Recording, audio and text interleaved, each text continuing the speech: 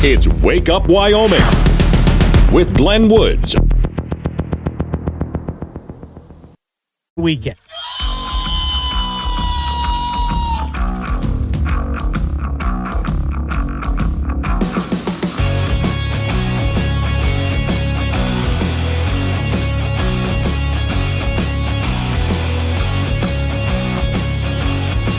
.06 the time. It's Wake Up Wyoming. It's a Tuesday. I still am trying to figure out Taco Tuesday. I don't know what to do here. Today's show is sponsored by Roadkill Frozen Dinners. Just as fresh as when you creamed them with your truck the first time. And now with Armadillo Bites. Boy, there's a lot to cover today, including something we did yesterday late in the program, which means a lot of you early risers who have to bail out early didn't get a chance to get in on. So I'm going to give you a chance this morning. But hang on. Warning, this show contains reference to guns, liberty, limited government, low taxation, the cult of climate change, free thinking, cigar smoking, short people, rubber chickens, Karen's bureaucracy, liberal buzzwords, tour runs, traffic, toilets, terrible jokes, and more. No apologies will be issued. Guest callers may express any opinion they want without fear of being canceled. Unless you're a loudmouth jerk like Dave, then Glenn will hang up on you. Strap in, hold on to your coffee, and feel free to participate. This disclaimer does not refer to every person named Dave, just one particular Dave from San Francisco. We know a lot of Daves. They call this show all the time, and they're great people. So don't call this program and complain that we use your name. That would be a real Dave move, Dave. Now, before I get into all the news and everything, actor James Earl Jones died. Of course, best known as the voice of Darth Vader, but so many other famous voices in movies and other roles that he played throughout the years. But all that voice, that's one thing everybody remembers him for. And I was trying to figure out, I wanted to do something just a little special to remember James Earl Jones, who wasn't just in movies and television, but even in radio because of that voice. So because of that, I dug around for, I guess, the best examples of his voice, and I found the perfect way to honor the guy. Top 10 things that sound cool when spoken by James Earl Jones. Here we go, number 10. I can't believe it's not butter. Yeah. Number 9. Objects in mirror may be closer than they appear. Number 8. J-Lo in the house. J-Lo in the house. Yeah, that sounded cool. Number 7.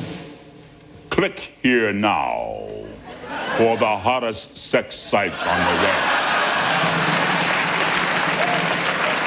Number 6. And the Academy Award for Best Picture goes to Dude, Where's My Car? That. Number 5. You're not fully clean until you're zestfully clean. All right, fine. Number 4. You mean I get all these great funk classics on just one CD or cassette? Yeah. Number 3. Number 3. Well, now, wait a minute. That makes no sense at all. The number 2 cool thing when spoken by James Earl Jones. Meow, meow, meow, meow, meow, meow, meow, meow, meow, meow, meow, meow, meow, meow, meow. And the number 1 thing that sounds cool when spoken by James Earl Jones. What's up? There you go. Perfect way to honor one of the greatest voices in the history of greatest voices. Morning, Badgers in Cheyenne. Since I don't know what to say for Tuesday, for those who don't know what's going on there, Monday, it's Monday, rinse and repeat. Wednesday, over the hump we go. Thursday, it's I can see the weekend from here. Friday, glad you made it. Tuesday, I never know what to say. Badgers, how about try it again Tuesday? Not bad. As long as we're not trying Monday again. All right. I wanted to make sure to get you folks who are the early risers in on this. DJ is a friend of mine up in Gillette. She sent me a story which I thought I actually hadn't heard about this, but it makes sense. So, there's all sorts of thieves out there who have, for those people like, for example, have lost your catalytic converter.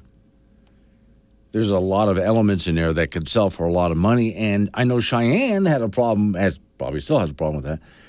People will slip under a car at night with some tools and undo the catalytic converter and make off with it. That's a bit of work, though. So, in Seattle, there's video of a pickup truck, just because there's security cams. The pickup truck pulls up to some charging stations for electric vehicles. And it looks like a utility truck, with the doors on the side of the beds there as if you put the tools in. Real utility truck looking thing. So these guys know what they're doing. They're workmen of some kind. These two guys hop out and they start to remove the charging cords because there's copper in there and quite a bit of it. So they quickly remove all of the cords, throw them in the back of the truck, drive off. Now they got a bunch of copper that they can sell. How easy was that? Really easy, in fact. And so that's going to become the new thing, is stealing. I mean, they already steal copper wire from all sorts of reasons. While I was talking about this yesterday, a lady in Denver who listens to the show said that her and her husband were building a house.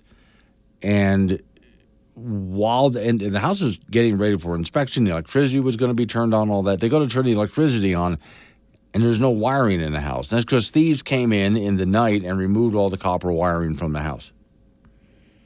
Now, again, that takes a bit of work to do that from a house. I know that on some of the reservations across America, here in Wyoming and across America, the federal government has brought in housing.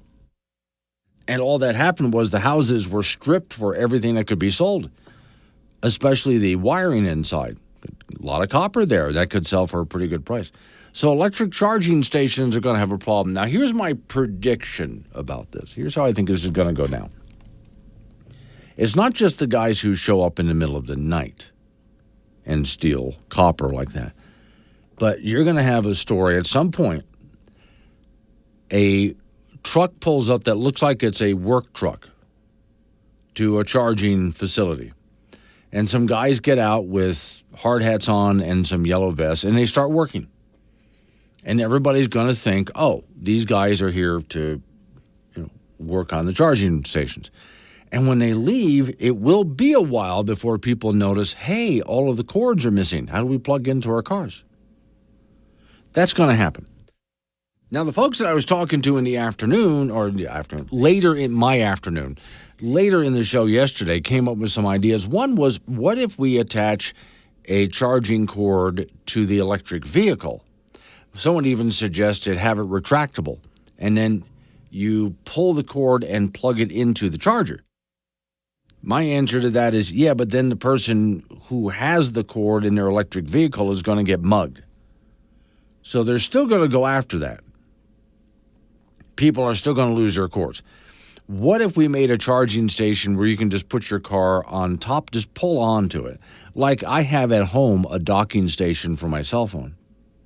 I just take the cell phone, I put it on, I don't even have to plug anything in, and it just charges overnight. What if we did that for electric cars? That's a thought. But whatever the case is, people are now looking at electric charging stations for all the things that are in it, like the copper, and charging stations are now going to become vulnerable. Now, I don't know, but the thought was brought up yesterday, what about electric vehicles themselves? Just like you would steal an internal combustion engine car and strip it for parts, what would you strip an electric vehicle for? Do they become the next hot item that people want to strip down and sell for parts? I don't know the answer. I haven't heard about that happening yet. But the EV charging station thing was the first time, and I hadn't thought about this before. Yep, people are going to be stealing copper from charging stations. And I think what else becomes vulnerable is solar farms, wind farms to a lesser extent, because to get at the most important parts of the wind farm, you're going to have to climb any thief would have to climb all the way to the top of the tower. But there might be stuff on the ground they can go after. We'll see. Solar farms, yeah, there's going to be things people can steal. So these things are going to become vulnerable, especially because they're so big. They're going to become vulnerable, and we're going to start having problems. Now that thieves have figured out what's in there, And then from the problems, we're going to start seeing clever solutions, or at least attempts at them. 6:16 is the time. My name is Carolyn. I'm a recovering Californian. This is for people that are still trapped in California. I hope you get out soon. Tennessee's filled up, so there's a lot. Alabama's looking nice this time of year. Again, I hope you get out. If you make it out, Tennessee, we're full. Sorry you missed it, but Alabama, really good, really nice in Alabama. Kentucky is great. Georgia, it's dangerous, so maybe too much rain. Polish off that needed for this one. Wake Up Wyoming with Glenn Woods. Available on demand on the Wake Up Wyoming app. 6:23 is the time. It's Wake Up Wyoming. Okay, getting comments on the electric charging station thing. You're just joining me. Thieves have gone up to electric charging stations and removed the cords that you plug into the car because it's filled with copper. It's an easy steal to get at all that good copper. So how do we deal with this? Big Wave in Casper says, got a better idea. How about we just get rid of electric cars? Problem solved. I.D. John, morning, Glenn. What if the police and DA did the jobs and sent the thieves to jail? Jim in Casper believes with Big Wave, just buy a gas-powered car.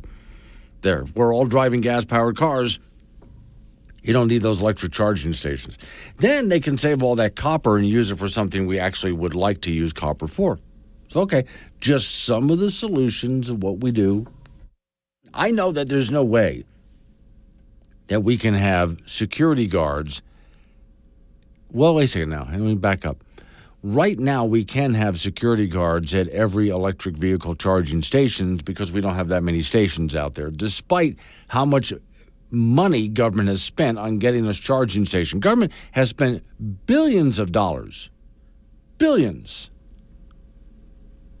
on electric charging stations, and we don't have many out there to show for it. So with the few charging stations, right now we can have people just standing there playing security guard. But if we ever got to the point we had a decent number of charging stations, there's absolutely no way. So we can't put security guards out there. That's really not going to work in the long run. What else can we do? Especially if we have charging stations out in the middle of nowhere in Wyoming like they want to do. Who's going to want to stand out there and watch that just to make sure the cord's not stolen? Not going to happen. So, okay, come up with some clever solution somehow, I guess, over here. For those people in Cheyenne, Wyoming, the first public Dunkin' Donut franchise will open soon. I know you guys have been going crazy. Cheyenne has Dunkin' Donuts, but at the Air Force Base. So you have to be able to get onto the base or know someone who can get onto the base to get you at Dunkin' Donuts. So here's what happened. Cowboy State Daily and Wyoming residents will no longer have to travel outside of the state or get help from the military to get their Dunkin' Donuts and coffee fix. On Monday morning, the first Dunkin' Donut franchise to open to the public opened at the Horse Palace Swan Ranch in Cheyenne. So, the gambling facility that you might know of. Until Monday, the only Dunkin' Donuts was located on F.E. Warren Air Force Base and not open to the public. Again, unless you knew somebody, then you can go in. The opening of the 350-square-foot restaurant is inside the new 30,000-square-foot Horse Palace Swan Ranch, a new gaming amusement center that opened in Cheyenne earlier this summer. Quote, this was bringing something that's nationally known to the area, convenient for people, but, well, they wanted some way, something unique as far as restaurants go to get people in there, and what a unique idea. So, okay, we tried to think of everything. What does Cheyenne not have that people would think was a great idea and be super popular? So there's your Dunkin' Donuts for you. So Dunkin' will be open from, and this is not early enough, the Dunkin' Donuts will be open from 10 a.m. till 8 p.m. Now, this is where I think they've really made a big mistake. They're going to be open from 10 a.m. No. It's a Dunkin' Donuts. They should be open at 4 a.m. Well, or maybe 5. There's people going to work, and they would like to stop by and get that donut and a cup of coffee. They're not going to show up and gamble or anything like that. They would like to get that donut and a cup of coffee.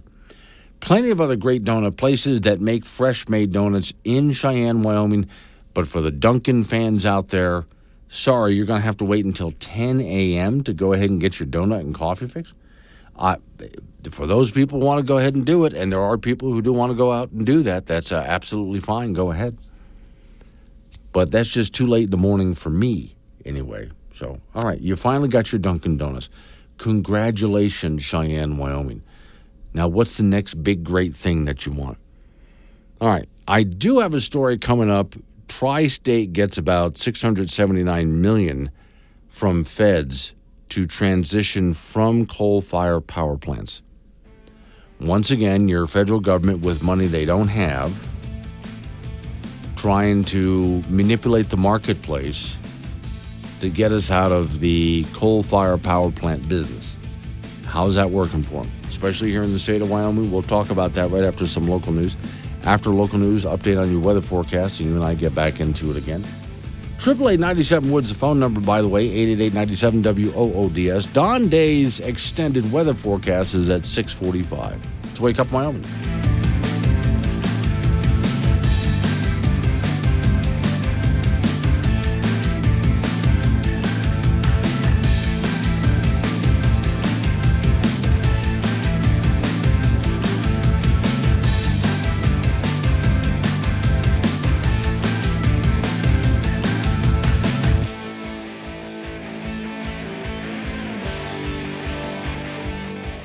Weekend. When you need to know quicker than the morning paper or the 5 o'clock news, you need Wake Up Wyoming with Glenn Woods. Mornings on K2 Radio. 6:36 at the time. It's Wake Up Wyoming. Okay, getting more comments in here. I knew you guys would be up for this, especially when your coffee starts to kick in. All right. For those just joining us, yeah, some people have stolen the cords at charging stations for electric vehicles because the cords are filled with copper, and it's an easy steal. Pull up, detach the cords, throw them in your vehicle, drive off. That's it. It's easy. There, you got some copper. What do you do about it? Julia just sent me this note. Use solar security cameras at each charging station.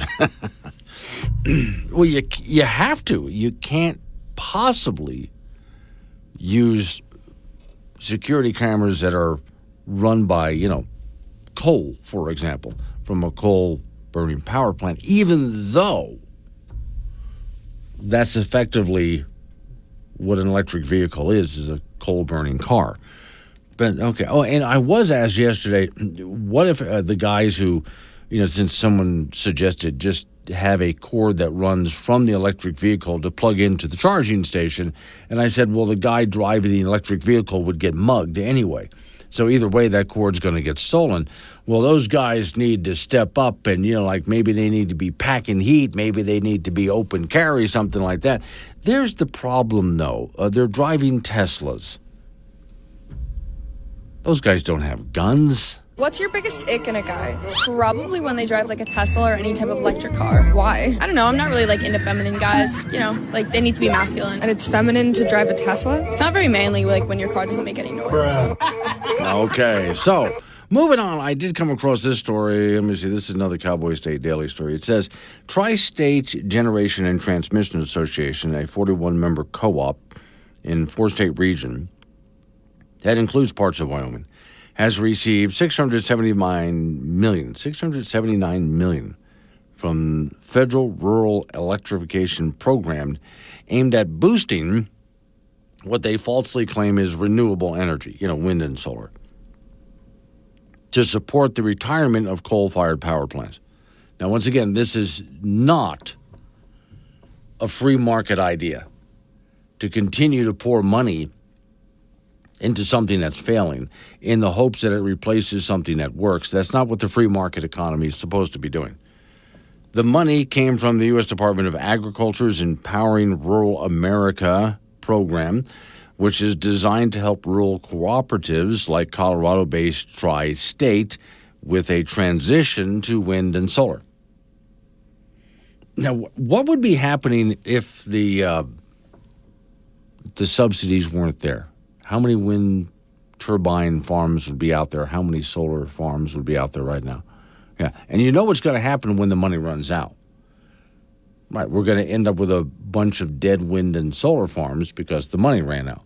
These things run on subsidies. They don't run on wind. They don't run on sun. They run on subsidies. Dave and Burns. Oh, nice fire that you added with Burns there. Good morning, Glenn. Sell Dunkin' Donuts at EV stations will increase the police presence. So what you're suggesting is electric vehicle charging stations. If they had Dunkin', you're combining my stories. I appreciate that. More police will be hanging out there, and there would be fewer. Well, okay. Until the cops need more donuts and they start stealing the cords for themselves. But all right. The tri-state funding for the energy transition, it says, to buy solar, wind, and battery storage was announced last week as part of a pool of federal $7.3 billion investment in what they claim is clean energy projects, but is not clean energy. And I got to correct Cowboy State Daily here. Please start editing this. It's not clean energy. That's false. Anyway, that's with the Biden administration's investing in America agenda, which is not exactly investing in America. I know they see it as that way, but all right.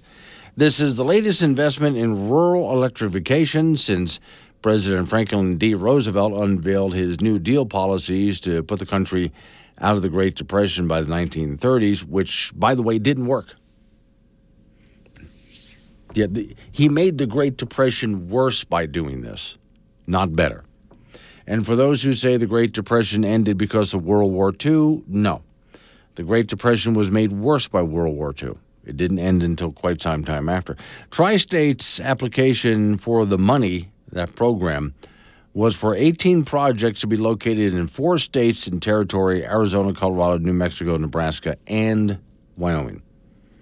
A portion of the money is earmarked for 3 wind farm electricity suppliers under power purchase agreements among Wyoming's 8 electric distribution co-ops and Nebraska's 6 co-ops. So, okay, once again, here we have money coming in from the federal government, subsidizing and doing all they can to shut down coal, natural gas, and even hydro plants, too. All they can do to shut them down. What we need is a complete change in administration and Congress, too, and to shrink this bureaucracy to finally put an end to this nonsense. 6:42 is the time. Wake up. This show contains sarcasm that some listeners may find disturbing. A sense of humor is advised. Chat with Glenn live on the Wake Up Wyoming app. 6:48 is the time. It's Wake Up Wyoming. Off we go to the icebox to talk to Frank Gambino. Frank, I've been noticing that you seem to enjoy talking about sports teams that suck as much as you enjoy talking about successful sports teams. Right, yeah. You have to point that stuff out. Okay. Let's just be even, Yes, yeah. Well, I'm not talking about being even. I'm saying you enjoy it. Well, that's part of I do. Yeah. Okay. Well, no, I don't. I don't enjoy talking about teams that suck. Oh, okay. Because it's bad. Yes. Unless you don't like them to begin with. Okay. Then, talking about teams that you don't like that suck, that's good. Okay. Well, then let me correct this then. I enjoy talking about teams that suck. Oh, I of really course do. you do. Yeah. It's just a great time. I mean, you guys just totally suck. I really like doing that. Yeah. Especially if it motivates people to not suck so much. Usually what happens is you tell someone they suck, they just get mad at you, rather than being motivated to not suck anymore. That's very true. And it depends on what you absorb from constructive criticism. Yes. Or just say, hey, figure it out here. Now, there are those fans, and I've seen many videos and pictures of this. Like at a baseball game, there's fans behind the batter, and they're just screaming and yelling insults and so on. And they seem to do that with as much enjoyment as when someone's good. Yeah. Of course. I've been the games, and like everyone, like, that guy sucks. Yeah. And he plays for our team. Yes. Get him out of there. Yeah, so they give him a hard time. So it's not just the other team that yells at the guy who sucks.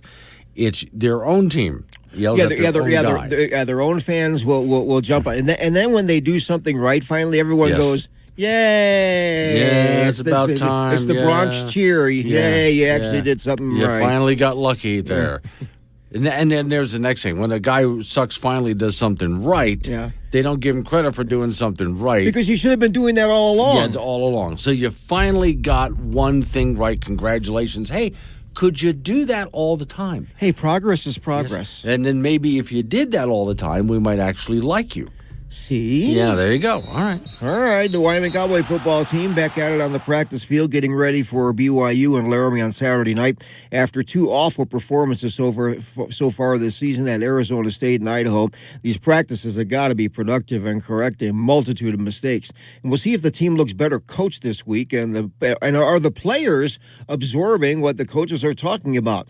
It may be sooner than later that players who are underperforming or committing stupid penalties should find themselves on the bench. Obviously, quarterback Evan Swoboda has to play better. His completion rate needs to be vastly improved, and his accuracy needs to take a big step forward. He could really use tight end John Michael Gillenborg, who has missed the first two games of the season with an injury.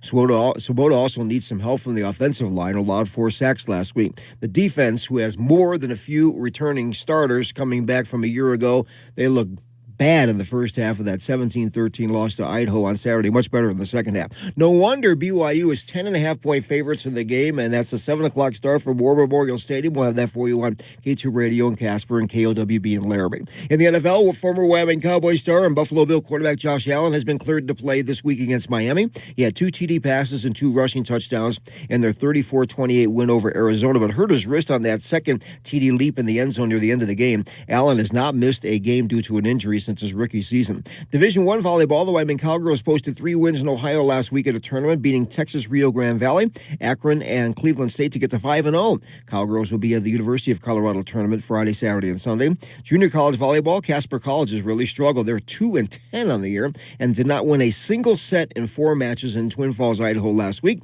losing to Southern Idaho, Miami-Dade, Utah State, Eastern, and Salt Lake. Birds will be in the Northeastern Colorado tournament in Sterling on Friday and Saturday. The LCCC volleyball team is 4-9, but they went 2-2 in that Twin Falls tournament with a win over Edmonds, Washington, and Snow College from Utah, and then losses to Utah State, Eastern, and Miami-Dade. They will be in that Northeastern Colorado tournament in Sterling Friday and Saturday. That's it in sports. So speaking of volleyball, though, all that volleyball is really good, but it doesn't meet at all, coming anywhere close to Olympic beach volleyball. Well, no, that's women's. That's Olympic beach volleyball. It's must-see TV specifically, yeah. And this is one of those cases where I swear to you, there's supposed to be a game going on, and I'm trying to focus on it, but I don't know why I'm having such a hard time. Well, they put the score in the bottom of the screen. They do. So I know you can take your eyes off the participants and look at the score. Okay, if you say that there's a score there. There is a score, yes. They do compete, and they compete hard. Where do those women compete the rest of the year? I don't know. I said we should find that out. I'm assuming that after beach volleyball, they'll play some other volleyball thing. I would like to find out where they compete, and I would like to be there. You know, maybe they work at Menards or something. Probably. All right. Thank you, Frank. Coming up on some local business, we got to take everyone roll into news time after that. National local update on the weather forecast. Colorado will be re-releasing 4 wolves that were trapped for killing livestock. So I guess what, little jail time and then you got the message? Is that it? I guess. Okay. Find out about that story coming up in the 7 o'clock hours. Wake Up Wyoming.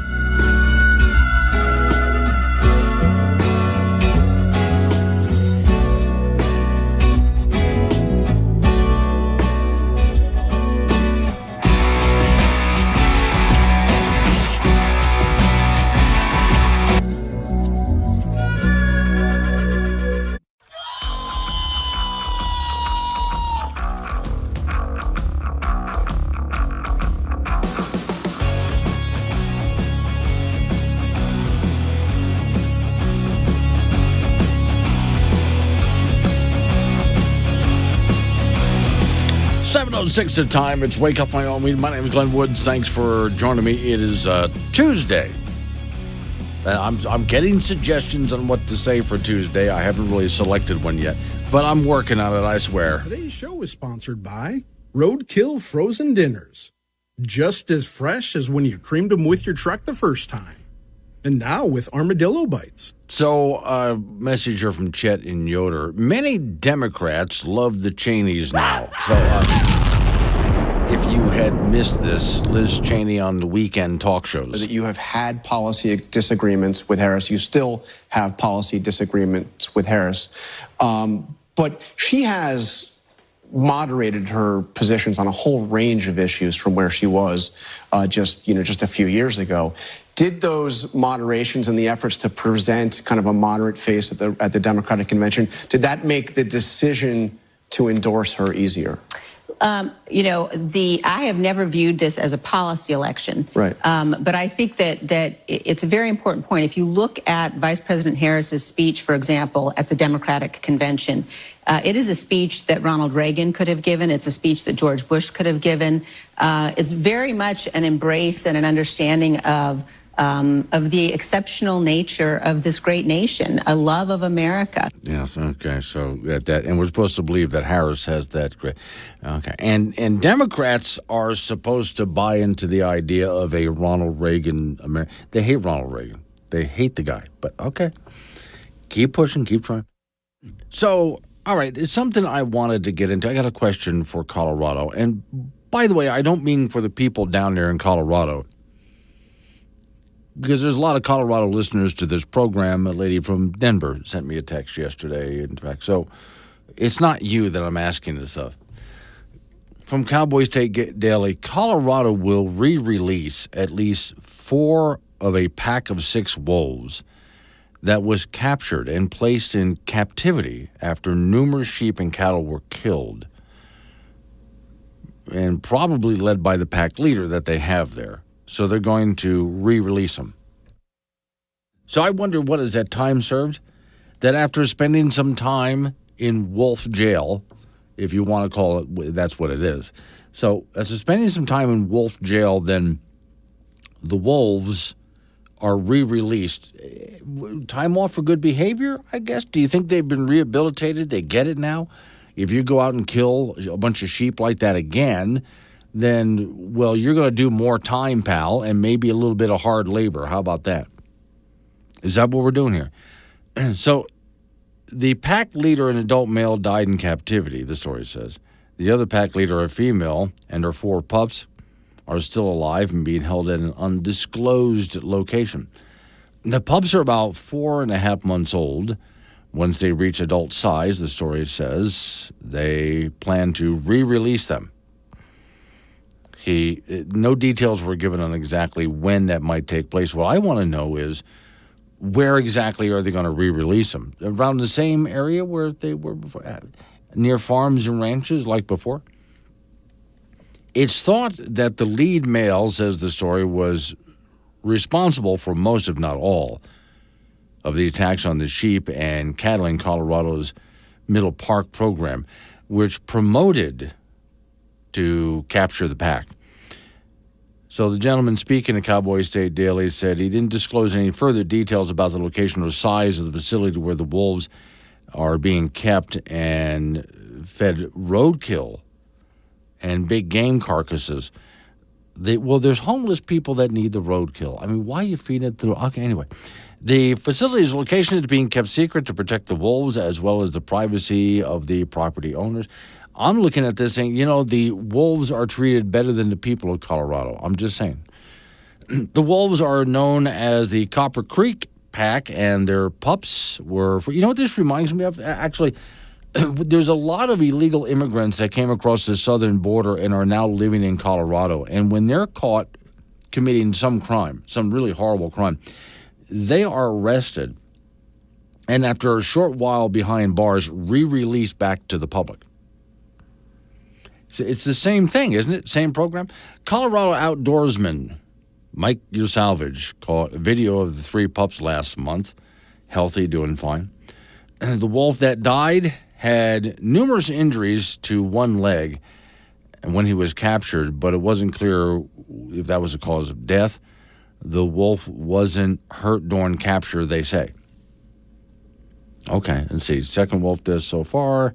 Timing, I'm just taking a look at the rest of what Cowboy State Daily says. All right, so my question to Colorado, now for those people who want to reintroduce wild animals like this, predators, back into the wild, if you're okay with that, then you go ahead and do that. Just understand, as long as those animals stay in property where they're not doing any harm to people's livestock, fine. This is how we do it in Wyoming, by the way. As long as those predators stay on park property where they're not harming anyone's livestock, then fine. The moment they get off that land and get anywhere near someone's livestock, well, the owner of the livestock can do whatever they want to do. And that's why, if they want to just pull out a rifle and just, fine. If that's what they want to do. That's how we do it here in Wyoming. And I'm thinking that's how they should do it in Colorado as well. You want to reintroduce these predators? Okay, but this is what you get when you do. And they've reintroduced more bears and so on. And I like the idea of certain animals that used to roam wild across this vast area that we live in out west. I'm fine with them being out there. Just understand there's people making a living. And there's also danger not just to livestock, but also family animals as well. And there's other problems that they can cause. And people who live out here can tell you exactly what those problems are. Morning, Jim. Jim is in Laramie. Jim just sent me this text on the Wake Up Wyoming app. Good morning, Glenn. This may have come up already, but do they make cordless chargers for cell phone, tablets, and smartwatches? And I'm sure they've had... Okay, we did talk about that yesterday, in fact, Jim. All right, what Jim's talking about, and this came late in the program yesterday, so I brought it up early this morning so you early birds can react to it. So there was a charging station in Seattle for electric vehicles. And in the middle of the night, cameras show these guys pull up in a pickup truck, and it looks like a utility truck for an electric company. But this truck pulls up, and they just detach all of the charging cables, which is filled with a lot of copper. Throw them in the back of the truck and drive off. Now, they're going to make a lot of money off of that copper. Okay, so we start getting all sorts of suggestions about what to do. One of the suggestions yesterday was, what if we have the charging cable something that you can pull out of the vehicle that extends out, and when you're done, it just automatically rolls back into the vehicle. That way, you don't have to worry about charging cords at the electric charging station. And my thought is, first off, there's still going to be a lot of copper inside, so the charging station itself is still vulnerable. But that just causes people who want to charge their vehicles to get mugged because they're standing there with a cord filled with copper. So I don't think that really solves the problem. It is easier to steal it right off of the charging station when it's part of the charging station. Jim's question, somebody did bring up yesterday. What if we make an electric charging facility where a car just pulls onto a pad? Much like when I go to bed at night, I have a charger by my bed. It's just a docking station. And I just lay my phone on the docking station and it just charges. Just does. What if we did that for electric vehicles? And I'm thinking, not a bad idea. You could probably do that, although I wonder if there's any downside to that. Kind of wonder. Whatever the case is, though, there's still a lot of copper at those facilities, and people are going to figure that out. I am 74 years old. Life expectancy for men is 76 years. Life expectancy for women is 81 years. I figure if I transition...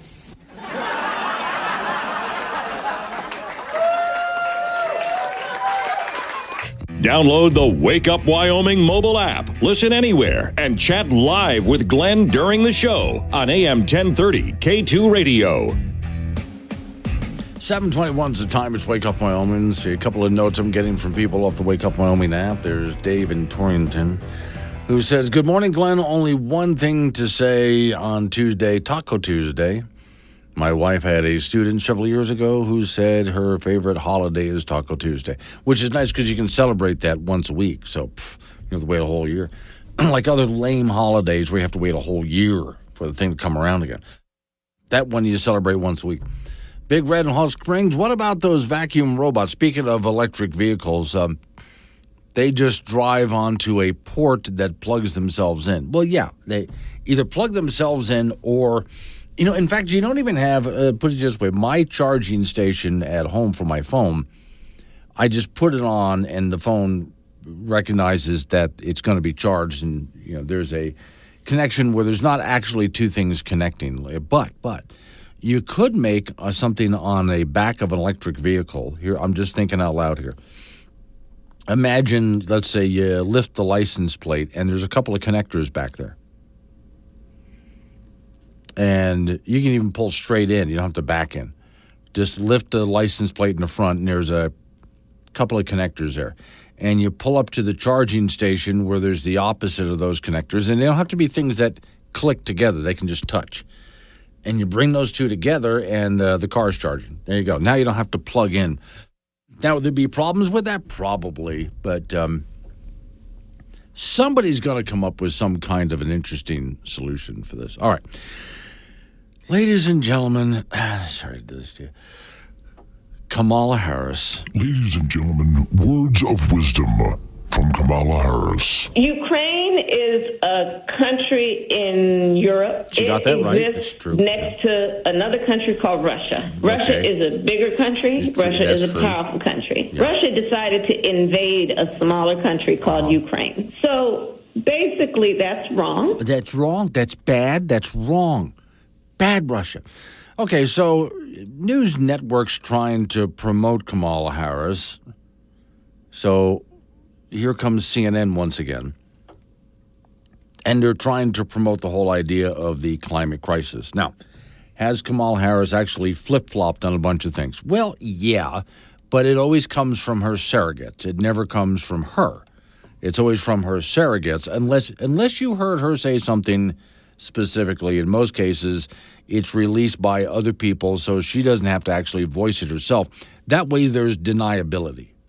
That's usually the strategy and stuff like this. I played for you yesterday audio of Bernie Sanders being questioned about Harris's flip-flops, where he just flat out said, well, of course she doesn't believe this stuff. She's running for president. She's got to moderate her views. Even Bernie Sanders realizes this is just lies. So when it comes to the whole cult of climate change, here's Kamala on CNN. That the climate crisis is real, that it is an urgent matter to which we should apply metrics that include holding ourselves to deadlines around time. We did that with the Inflation Reduction Act. We have... And by the way, that Inflation Reduction Act was a lie. They told us it was supposed to reduce inflation, then afterwards flat out admitted the name was a lie to get it passed. And then after it got passed, we were able to see what was in it, and it was really the parts of the Green New Deal.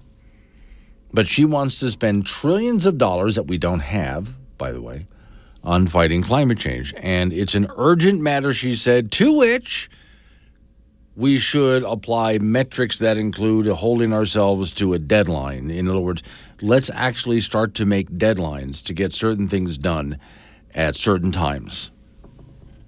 And we're going to spend trillions of dollars to do it. Now, we don't have trillions of dollars to do this. That does not exist. But she still wants to spend that kind of money in order to do it, which means nothing has changed in her opinions on this. Not a thing.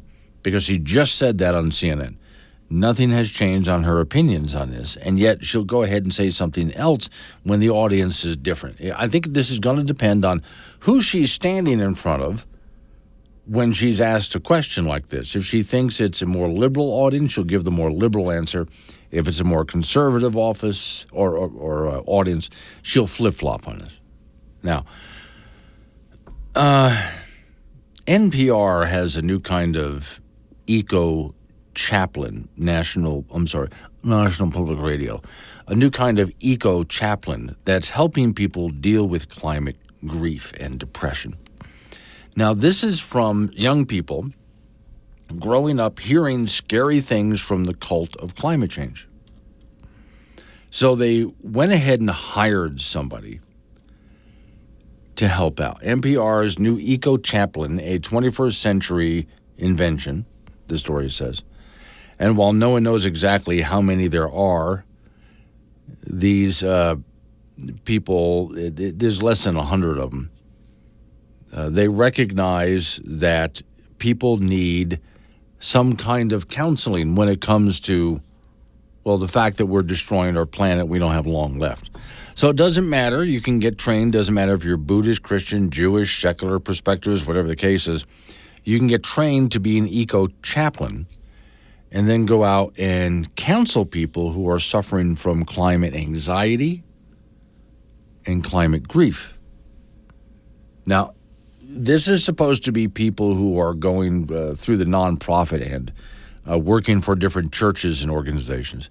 What do you want to bet at some point, if it hasn't happened already, these folks are going to be subsidized by the government in order to keep this going? It's a new thing. They've just started it. But there's climate grief out there for poor young people that have been raised around the idea that we don't have long left to go and we're destroying our planet and the end is nigh. And that's causing, among some people, panic out there. And so now they need counselors. Fire Pit Paul in Cheyenne. How about a third rail on the highway to charge electric vehicles? You know, they have something like that for trains, Paul. Why don't we just go ahead and do that instead of... All right. Rick in Cheyenne. Good morning, Glenn. Hey, the only problem with those magnetic chargers is that they generate heat, and the Green New Deal people will just have a heyday with saying that the heat is causing climate change. We've gone up some 1,000 degrees because people are just parking on their chargers out there. Yeah, that's true. I don't know how. Look, I just know that thieves have found a new source for copper with these electric charging stations. And they've only gotten started on this, and it's going to get really ugly really fast, which to me is amusing. I'm just going to sit back and watch. I mean, your government has spent billions of dollars, and we didn't wind up with very many charging stations out of all the money spent. And they're just going to keep piling on more money. And we're not going to get much out of it. Then the thieves are going to show up and rob these stations blind. Coming up on 7:30, local news coming your way after local news update on the weather forecast. 7:45, Don Day is with us for an extended forecast with a live conversation with him. It's Wake Up Wyoming.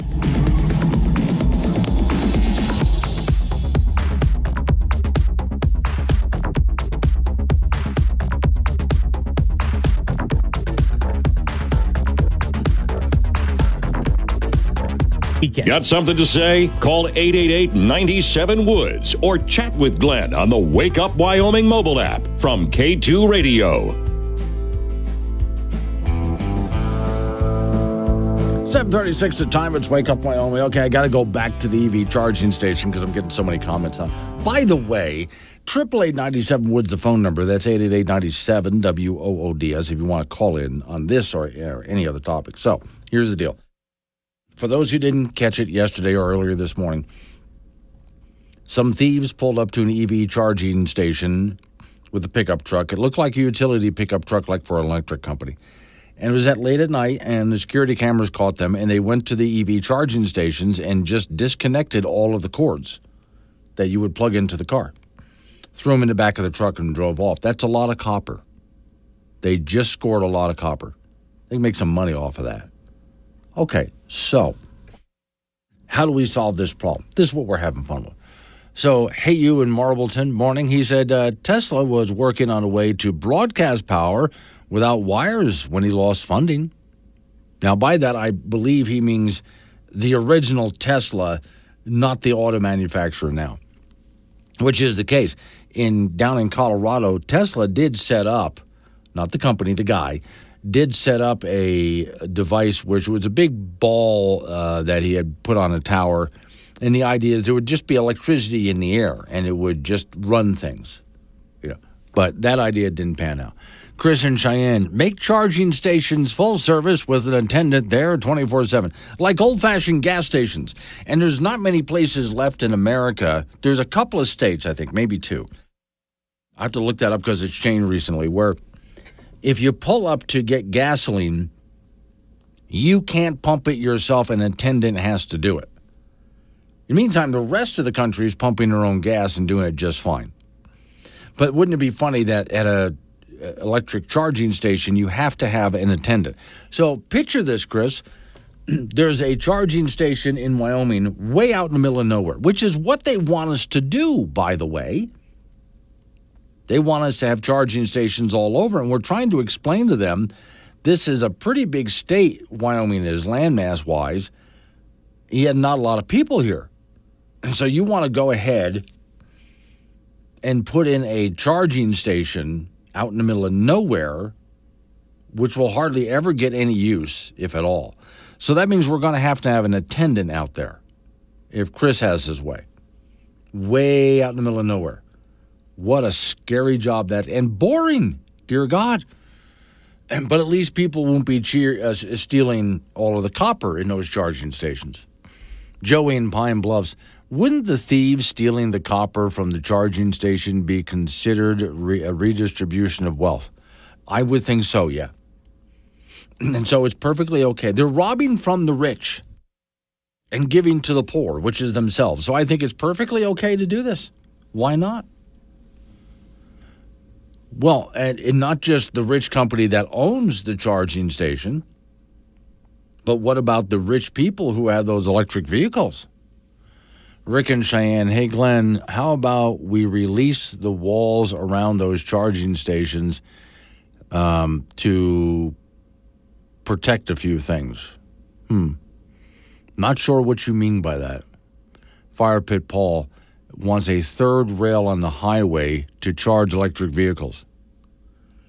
Yeah, can't see anything going bad with that, right? I mean, what could possibly go wrong if we put a third rail on the highway to charge electric vehicles? I mean, you could charge them as they drive down the highway if you want to do it that way.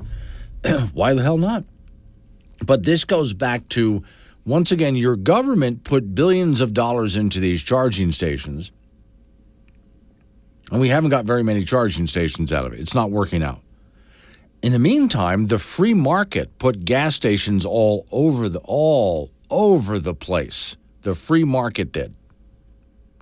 All over the place. We didn't need government subsidies to put in gas stations. There was a market for it. Now, for those, this is where the feds tried giving money to YDOT and have YDOT go around handing out money to get people to put charging. So we got a call from a gentleman, Lee, who's in KC, and he has a convenience store there. And he was offered, hey, why not put some charge? Here's some money to put some charging stations there. It wasn't a good deal. But I still go back to, here's what eventually will be the downfall. If you put some charging stations up for electric vehicles and they are not making money, when they break down, and everything eventually breaks down. I don't care what you have. Everything eventually breaks down. If the charging stations are not making money and they break down, owner of the business is not going to replace them. He's not going to fix them. They're just going to sit there. If the charging stations are only breaking even, then putting money into them to fix them up again is a loss. So there's no sense in repairing them when they break down. If the charging stations are making money, if they break down, you better believe the owner of whatever company, whether it's a hotel or a gas station or whatever it might be, the owner's going to be out there making sure they're up to snuff and repaired and running 24/7. Of course he would, because he's making money at it. So far, charging stations are not making money. I am right in Evansville. Just one more reasons why your burrito-powered car is a better idea than the EV. Damn straight. Now, Glenn Woods fits in your pocket with the Wake Up Wyoming mobile app. This is AM 1030, K2 Radio. And research to help you take control of the situation with your family and manage the disease together. If you or your family are noticing changes, it could be Alzheimer's. Talk about seeing a doctor together. Visit alz.org/time to talk. A message from the Alzheimer's Association and the Ad Council.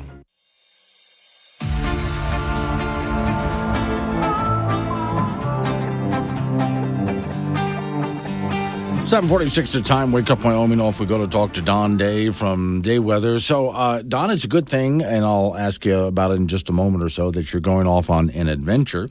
because for the next few days, the weather is not really doing anything different. So we don't need you.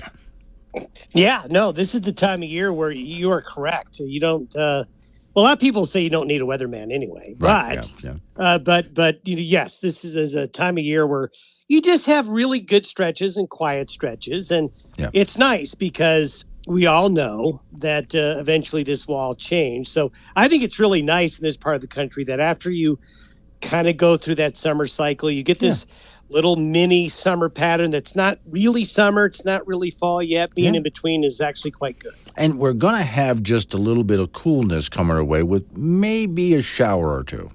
Yeah, maybe. The shower chances are probably the best tomorrow, but the trend for really this week and next week, for the parts of the state that are going to have the best chance of getting wet, honestly, it's in areas that probably need it the most, and that would be the far northwest, west, and northern parts of the state. They're going to be closer to two fronts and storm systems, one that'll come in tomorrow and Thursday, and another one about the same time next week. But these systems are going to have a hard time getting themselves over the divide. They're going to want to kind of come off the Pacific coast, come into the Rockies, and then get blunted northeast into Canada. So the western side of the state, places like Jackson, Yellowstone, won't even get out of the 50s for highs tomorrow and Thursday. And there might even be a little bit of snow up high in those western mountains. But if you go to other parts of Wyoming, you really won't notice any significant cool down. Okay. But, I mean, there's a bit, I saw a few area forecasts that said, well, maybe like upper 70s or something like that in the east side, but that's about it, is the best I saw. Yeah, and I would put that in the Goldilocks zone. Yeah, the Goldilocks zone. Okay. That's right. Now, on that note, you did mention something on your morning video podcast on YouTube that you're off on an adventure, and I'd never heard of this before. Balloons, once again. Yes. Balloons keep me busy, and there's a international gas balloon race. So everybody thinks about hot air balloons. These are balloons that fly not from heat, but from, they used to do a lot with helium. They're all pretty much exclusively hydrogen now. And this is, right out of old school. I mean, this is the oldest form of aviation, to where you go up with hydrogen in basically a big old bag, and you bring with you sand.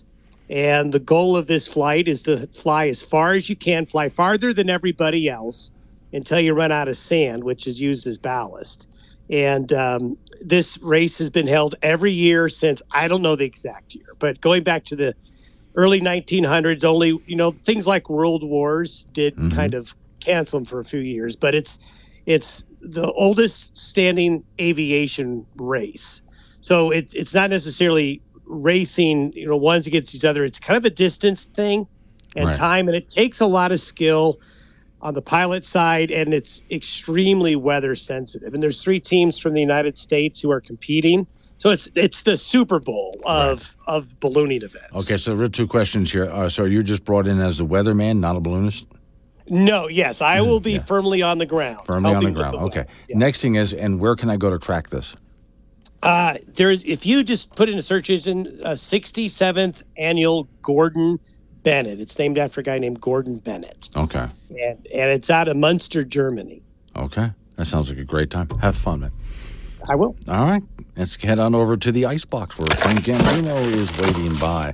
That just sounds like a good time, Frank. I didn't know that existed. Is he going to Germany for that? Yes, he is. Holy smokies. Bringing him in as the weatherman, which, remember, Don Day's the weatherman who, when the guy from Red Bull was taken up in the balloon. Oh, yeah. He jumped from like 100,000 feet or something like that. Yes, and came all the way down. Also, they had a guy who set a world's record for jumping without a parachute and landing in a net. And once again, that was Don Day that they called because he's a hot air balloonist himself. Mm-hmm. So this is what he does. He knows this stuff. So, yeah, we're fortunate to have him worldwide. When there's some balloon activity, especially at high altitudes, they call Don Day in. See, so Don's not full of hot air. No, that's my job. There you go. The Wyoming Cowboy football team back at it on the practice field in Laramie, getting ready for BYU on Saturday night in Laramie after 2 awful performances so far this season at Arizona State and at home at Idaho. These practices need to be productive and correct a multitude of mistakes, and you would hope to think that a lot of this stuff is correctable. The team has to look better coached, and the players have to absorb what the coaches are talking about. And maybe sooner than later, the players who are underperforming or committing dumb penalties will find themselves on the bench. Obviously, quarterback Evan Swoboda has to play better. His completion rate needs to vastly improve, and his accuracy needs to improve as well. He could really use tight end John Michael Gillenborg, who's missed the first 2 games of the season with an injury. And Swoboda could also use some help from the offensive line, who allowed 4 sacks last week. Defense has more than a few returning starters from a year ago, but they did not look very good in the first half in that 17-13 loss to Idaho on Saturday. And no wonder BYU is 10.5-point favorites on Saturday. Game time at 7 o'clock. We'll have that for you on K2 Radio in Casper and KOWB in Laramie. To the NFL, the former Wyoming Cowboy star and Buffalo Bill quarterback Josh Allen has been cleared to play this week against Miami. He had 2 TD passes and 2 rushing touchdowns in their 34-28 win over Arizona on Sunday, but hurt his wrist on that second rushing TD leap into the end zone. Allen has not missed a game due to injury since his rookie season. Division I volleyball at the college level. The Wyoming Cowgirls posted 3 wins in Ohio at a tournament there, beating Texas Rio Grande Valley, Akron, and Cleveland State to get to 5-0. Cowgirls will be in the University of Colorado tournament Friday, Saturday, and Sunday. Junior college volleyball, Casper College has really struggled. They're 2-10 on the year, and they did not win a single set in 4 matches in the Twin Falls, Idaho tournament last week, losing to Southern Idaho, Miami-Dade, Utah State Eastern, and Salt Lake. Birds will be in the Northeastern Colorado tournament in Sterling Friday and Saturday. The LCCC volleyball team out of Cheyenne went 2-2 in that Twin Falls tournament, with wins over Edmonds, Washington, and Snow College from Utah, and losses to Utah State Eastern and Miami-Dade. The Golden Eagles are 4-9, and they will be in that Northeastern Colorado tournament in Sterling starting on Friday. And that's it in sports. So, Don Day also, this is a while back, was sent to Florida because with all the rockets lifting people up into space, like Blue Origin, you can go to the edge of space and come all the way back down. There was a company who wanted to do the same thing, but how would you like to be tethered by a big balloon and go up to the edge of the atmosphere and then come safely back down? So they consulted with him for that. Okay, and he said, why would you even want to do that? But he went. They hired him to go check it out. Here's my thought, though. With Blue Origin, you've seen those people. Yeah. They even took Captain Kirk up there for a while. If I'm going to spend that much money, I want to do a couple of laps around the Earth. Isn't that what they do, or they just touch the edge of space and then come back? That's it. They spend all that money just to touch the edge. Oh, the Earth is round after all, and come all the way down, and boom, done. Did they get first-class seats? Well, they're all first-class seats and lots of windows. I want several laps around the planet. I don't want to just go out to the edge and go, oh, nice, it's round, and back down. What the hell? I need more than that. Come on, it'd be for the amount of money that I'm spending on this. 400,000, sure. Sure. Yeah, all right. Thank you, Frank. Coming up on some local business that we got to take care of. We're going to roll into news time after that. National, local, update on the weather forecast. Oh, and open phones, too. Let's wake up, Wyoming.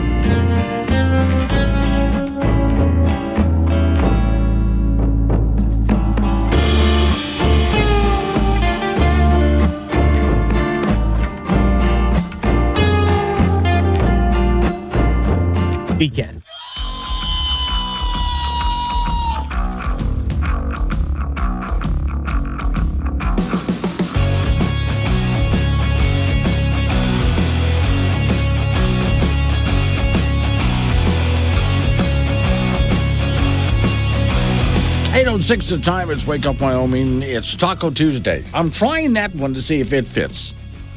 And it's just not sitting well with me. No, I'll keep working on it. Today's show is sponsored by Roadkill Frozen Dinners. Just as fresh as when you creamed them with your truck the first time. And now with Armadillo Bites. Sounds just delicious for me to serve guests that I want to go home early after Thanksgiving dinner. But anyway, it's open phones. The most dangerous time of this program is right now. Warning. Wake Up Wyoming is about to enter daily open phones. This means that anyone will be allowed to call in and talk about anything. I mean, imagine if we actually allowed you on air to say anything you wanted. Scary, right? Well, we're just that brand of crazy. If you are offended by what other people think, then maybe you want to tune out right about now. Just saying. If you should choose to call, just remember, the more funny and interesting you are, the longer Glenn will keep you on the line. Obnoxious jerks will be hung up on. Dave, all right, strap in, and let's do this thing. 888-97 Woods, the phone number. That's 888-97-WOODS. You can talk about what I'm talking about. Change the subject. Fine by me. One of the greatest voices in the history of great voices, James Earl Jones, has died. Of course, Darth Vader was probably his biggest character, but he played so many others. And at times you got to see his face as he actually was in a movie, not just a voice for something. Loads of television commercials and, yes, radio too. And so since was he 92, I think he was when he died. That's a good long life. And so I wanted to honor him in some way. And I went looking for the best of James Earl Jones. And I found the perfect thing to play for you guys. From a very old David Letterman top 10. Top 10 things that sound cool when spoken by James Earl Jones. Here we go, number 10. I can't believe it's not butter. Yeah. Number 9. Objects in mirror may be closer than they appear. Number 8.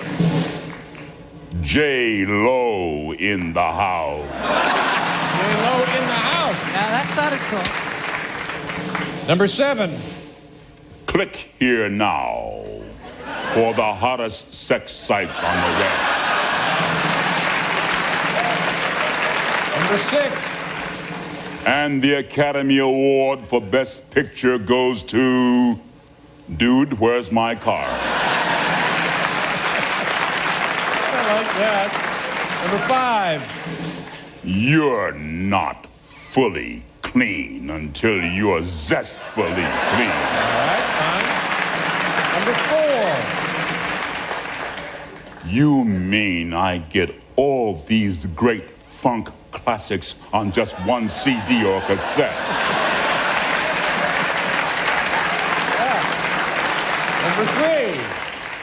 Number 3. Well, now, wait a minute. That makes no sense at all. The number 2 cool thing when spoken by James Earl Jones. Meow, meow, meow, meow, meow, meow, meow, meow, meow, meow, meow, meow, meow, meow, meow. And the number 1 thing that sounds cool when spoken by James Earl Jones. What's up? So, okay, I just wanted to take a moment to honor what I think was one of the greatest voices in the history of great voices. By the way, he let them have his voice. By that, I don't mean the vocal cords part. But because of artificial intelligence today, they're able to take recordings of his voice and use it. Just tell the computer, read this in this voice and cadence. And since it has recordings of James Earl Jones, it'll do it in his voice. So if they make the next Star Wars movie and have Darth Vader in it and need his voice, it'll be there, even though James Earl Jones himself is dead, which is really creepy. Okay, now, couple of things. First off, you can call now, 888-97-WOODS, the phone number. That's 888-97-WOODS. Or you can text me by using the Wake Up Wyoming app. If you download it at your app store, it's free. Just type in Wake Up Wyoming. One of the options, you hit chat. Send me a text message. And I type back and I also talk back on the air. So, N.A. or Na is in Cheyenne.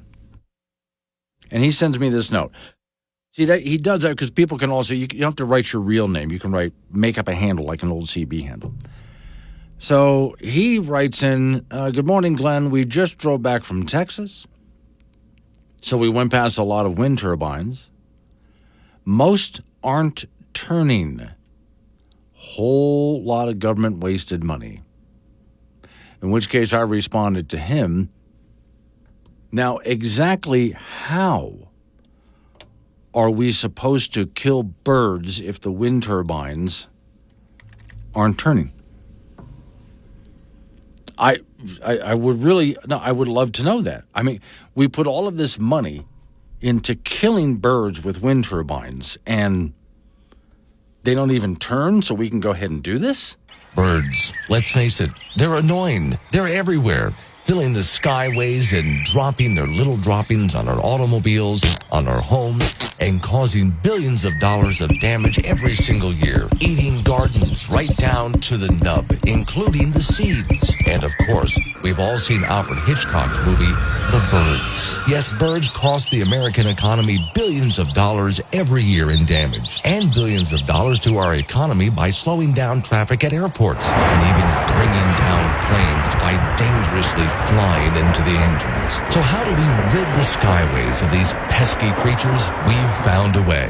Windmills are the answer. Yes, environmentally friendly because they don't use pesticides. Massive churning windmill blades bring down birds by the hundreds every single day. And thanks to Barack Obama's incentives and subsidies, windmill farms are now popping up around the country. Last year alone, we killed over 500,000 of these pesky creatures. Maybe right in your own backyard. Join us, won't you? Call your congressman. Ask for more windmills and more windmill subsidies so we can rid the skies of these pesky, costly nuisance creatures we call birds. Brought to you by the Coalition for Cleaner, Safer Skies. See, I hadn't really thought about that until just this morning when he sent me that note. I thought, oftentimes when we see whole fields of wind turbines and they're not turning, or they're barely turning at all, and they're not turning for a whole host of reasons. It's not just that there's no wind. It could be too hot. It could be too cold. They could just be down for repair for some reasons. I see whole fields full of wind turbines not turning. In the meantime, with coal, gas, and oil and hydro, we can get energy anytime we want it, and more if we just need it. But no, even more important, what are we supposed to do about killing all of those pesky birds? There's a lot of pesky birds up there, and that's a lot of bird poop. And think of it this way. When it comes to climate change, so here your car has a bunch of bird poop on it. Now you got to go drive it through a car wash or go outside and wash the car yourself. Now, that's a whole lot of water that you're using there and energy, especially if you go through a car wash. That contributes to climate change. So I think what we have to do here is, and then there's all those solar farms. Think about all the solar farms with all that bird poop all over them. That's not going to work. Can't have electricity from solar farms that are filled with bird poop. So we got to get rid of these birds in order to save the planet. And then there's other advantages as well. Jenkins! Yes, sir? Yes, sir? Jenkins, I have an idea. I'm afraid already, sir. I want to open up a restaurant chain with the lowest cost overhead ever. Oh, sir, that's nearly impossible in today's economy, and most new restaurants fail. You know that. Locate each restaurant chain in the middle of wind farms. Then we serve fresh bird kill. Wow! That really does cut costs. But won't PETA try to shut us down? Oh, they can't object, because all the food is provided by green and sustainable energy. And since a lot of endangered birds are killed by wind turbines, you can say your menu is full of rare delicacies. I see no downside to this. Except that you can only be open when the wind is blowing, or you won't have fresh kill or power to cook We it. can always have diesel backup generators to turn the turbines when the wind isn't blowing. Sir, I really think this idea will finally lead this company into bankruptcy. Oh, no. You see, since we're running on wind power and serving endangered species, we can apply for unlimited grants and subsidies. Who cares if we have any customers at all? And I bet you're planning to staff the place with illegal immigrants. Yes, and recent college graduates who can find a job to fit their degrees. Now, how much do you think we'll get from the feds? Sir, we're going to be rich. What do you mean, we? Jude over there in Mills says $15 billion last year in subsidies for wind and solar. At least that, yeah. I say at least that because I bet you I can find more. Now, on that note, some years ago, I was on the air just laughing at a story that popped out. Somebody, and I forget, one of those Ivy League schools up there in the New England state area, one of those. A guy sat down with a computer model that he had created, and he imagined setting up a bunch of wind turbines in places like the Gulf of Mexico and off the east coast of the United States. Just build a lot of wind turbines, and we get energy out of that, right? Then, when a hurricane comes, the hurricane will not be as effective because of the wind turbines for a couple of reasons. One, all of those wind turbines will break up the tidal surge, but also The wind will be disturbed and broken up because of the wind turbines there. And so by the time the hurricane gets to the coast, there's not going to be much left of it. So if we build a lot of wind turbines, we don't have to worry as much about hurricanes. And he says it's true because he built a computer model that proved it. And, of course, some news outlets went ahead and covered it. And I laughed at the time because I grew up, as you know, Gulf of Mexico. I know what hurricanes do. Been through some. Especially when a hurricane gets near an oil rig. And an oil rig is a lot more to it than a wind turbine. And oil rigs will just get destroyed by a hurricane. To prove my point all of these years later, here's a headline for you. Wind turbines destroyed by Typhoon Yagi. And there's a picture here of a bunch of wind turbines all along a coastal area. And this hurricane came through and just flat out demolished them. Big surprise. My name is Carolyn. I'm a recovering Californian. This is for people that are still trapped in California. I hope you get out soon. Tennessee's filled up, so there's a lot. Alabama's looking nice this time of year. Again, I hope you get out. If you make it out, Tennessee, we're full. Sorry you missed it. But Alabama, really good. Really nice in Alabama. Kentucky is great. Georgia, it's dangerous, so maybe too much rain. The best talk show host in the state, within his price range. Tune in to Wake Up Wyoming with Glenn Woods, weekdays at 6. 8:23 is the time. It's Wake Up Wyoming. 888-97 Woods, the phone number, 888-97-WOODS. Well, the guy went ahead and changed his billboard. Going to take you to Casper, Wyoming. A little while ago, there's a real estate agent who likes to put up outrageous billboards. For those who are familiar with Casper, CY Avenue. You head on down CY Avenue, heading towards downtown, right?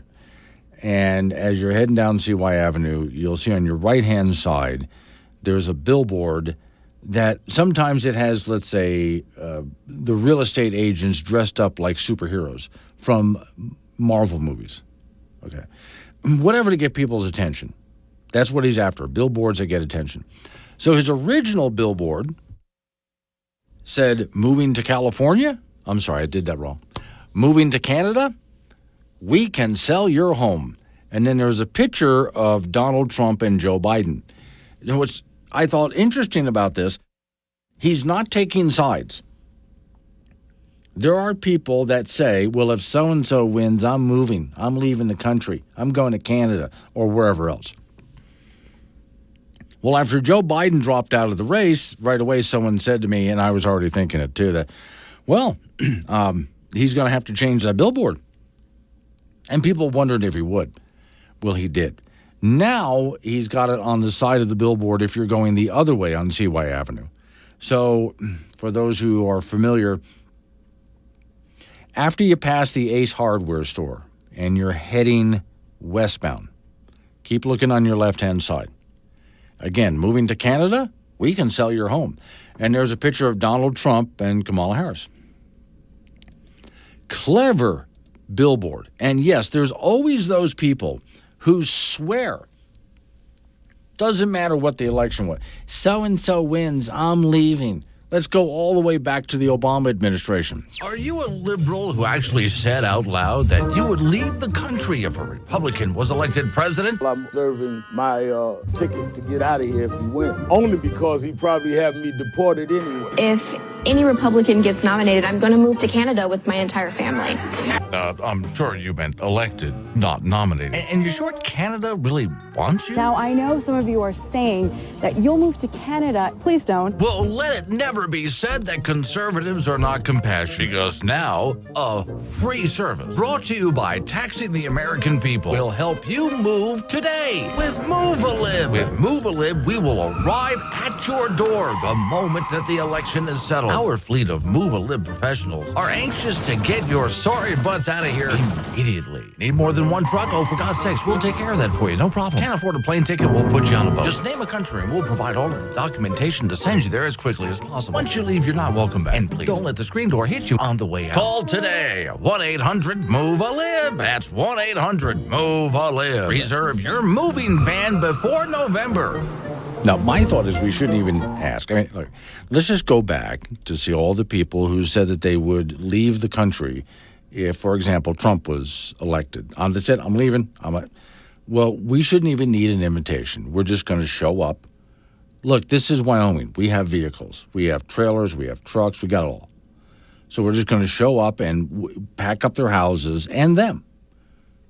Duct tape if necessary, and we're just going to throw them all into our vehicles and just take them to wherever they said they wanted to go. And then we're just going to dump them there. That's what they said they wanted. If they yell, what are you doing? You said. But like every other election, you just chickened out. So to the gentleman who put up these billboards in the Casper area, first off, as far as advertising goes, great move. And to redo the billboard with Harris and Trump on the billboard. Moving to Canada? We can help. Great idea. It gets a lot of attention. In fact, not only have I talked about it on the air, but I wrote about it as a story on the Wake Up Wyoming site, and a few other news organizations across Wyoming followed my story and rewrote it as well. So, in other words, that's a lot of free advertising out there because it's attention-getting. And if you want to advertise, you want to do something that's attention-getting. Also, N.A. and Cheyenne. Okay, so you're saying, let me back up. I got to back up in the message here.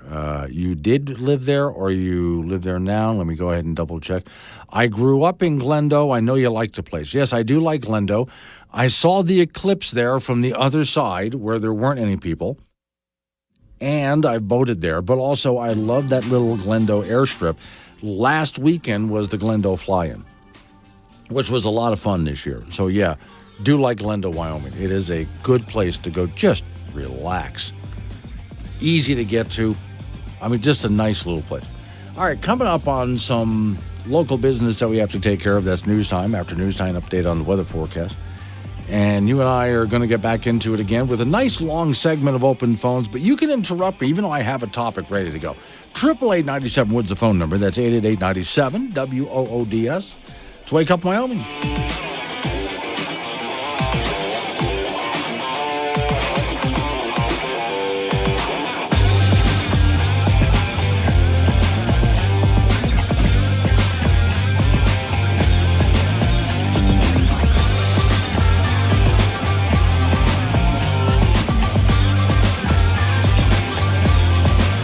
Weekend. Honestly, he's just happy to be here. Catch Glenn Woods on Wake Up Wyoming, weekdays at 6 on air, on Alexa, and on the Wake Up Wyoming app. 8:36 the time. It's Wake Up Wyoming, 888-97 Woods, the phone number. That's 888-97 WOODS. Okay, a couple of stories that I think are related, but different sides of the country here. First off, we'll go to San Francisco. And I say it that way because every so often we get a call from Dave from San Francisco.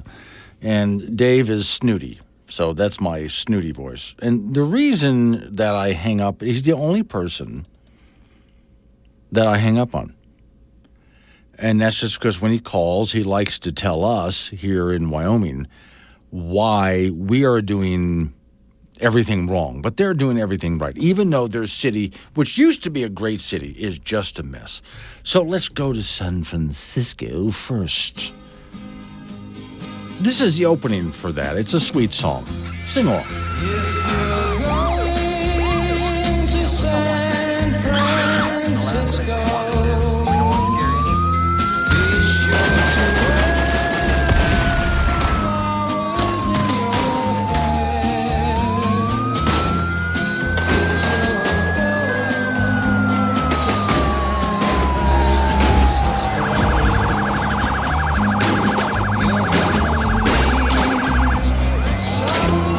You're going to meet some gentle people there in San Francisco. So, okay, the latest there. Oh, God. Well, it's one of those will what now kind of things. Because every time you think it can't possibly get any worse, will what now? Hang on while I call that up because it just closed on me here. And see, economy, client, there we go. Okay, so there's a big city market in San Francisco. It's closing. And it's been open for 35 years. It's closing because of the homeless problem, which includes illegal immigrants too, but the homeless problem mainly. Story said people threaten employees with guns. Now, they can't threaten people with guns in San Francisco. How can they do that? Why, they have laws. But all right. And they threaten employees of stores at the market with guns, knives, sticks. They have flung food and screamed and fought and tried to defecate on floors of stores, according to records. 568 emergency calls over 13 months depicting the mayhem of this marketplace. Male with machete is back, one report to 911 said. Another security guard was just assaulted, said another report. A man with a 4-inch knife attacked several security guards, then sprayed store employees with a foam from a fire extinguisher. Police described the theft as rampant at Whole Foods, with thieves walking around with armfuls of alcohol, at least at the start. After 250 shopping hand baskets were stolen, the company restocked with 50 more. Those went missing. In addition to inflation, fuel bills, and declining food traffic, the small grocery and deli chain has suffered from rampant crime, the story says, including nearly daily shoplifting and 3 break-ins in the past couple of years. And that's just one little deli in the area. Quote, our family business is going down the tubes because these idiots in City Hall cannot protect us. That's the reason you have cops, by the way. But okay, law enforcement has taken hours to respond to pretty much every crime on the Bayside. If they respond to at all, it's that they don't really do anything. They take a report and that's it. And during 2 of the 3 break-ins in local businesses they faced over the past year, police officers took over 8 hours to arrive on the scene. And the market employees have stopped reporting shoplifting incidents because it's not worth it. Happens 4 or 5 times a week, if not more, and nothing's done about it. In the absence of law enforcement, people deal with drugs right outside the Bayshore Side's door, and serial shoplifters operate with no consequences whatsoever. Quote, these guys think our store is a pantry where they can just walk in, take what they want, walk out. Well, apparently they can. And if you try to talk to them, well, you get spat at, they spit at you, pull knives, things like this. Quote, I can't prevent the homeless from coming in. I can't prevent shoplifters. I can't control our PG&E rates. There's just nothing justifying us staying, said this one shop owner who's closing. Another one said, the only reason we've lasted this long, it's going to make me cry, she said, is our dedication to our employees and our customers. In the days since the closure notice was spotted on the door, customers have praised the owners for telling it like it is. So after 35 years, this market that everybody just loves, right along the Bayshore area in San Francisco, is closed. Okay. And if only they had police in the area, if only there were consequences for people's actions. All right, now, similar story. We're going to go to Ohio for this one. Ohio residents in a small town erupt over havoc caused by a massive influx of 20,000 Haitians that moved into the area. Now, there is audio that goes with this. The first lady that got up to speak flat out said, this is not a racist thing. We're not racist people. That, in fact, I'm going to see if I can, there's several people who get up to speak, but I'll just let you hear part of what this first lady has to say. If it'll load for me, so it'll go ahead and play. Hang on.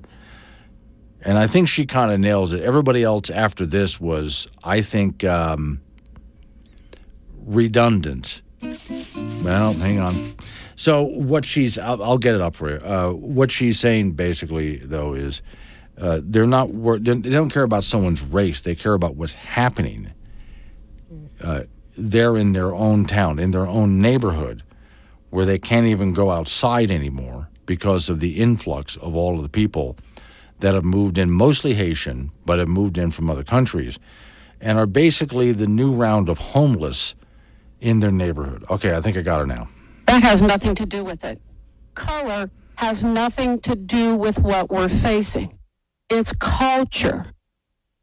I have yet to be approached in a year's time, and none of us have. The core group that has been coming up here and trying to tell you what's going on, have never been approached.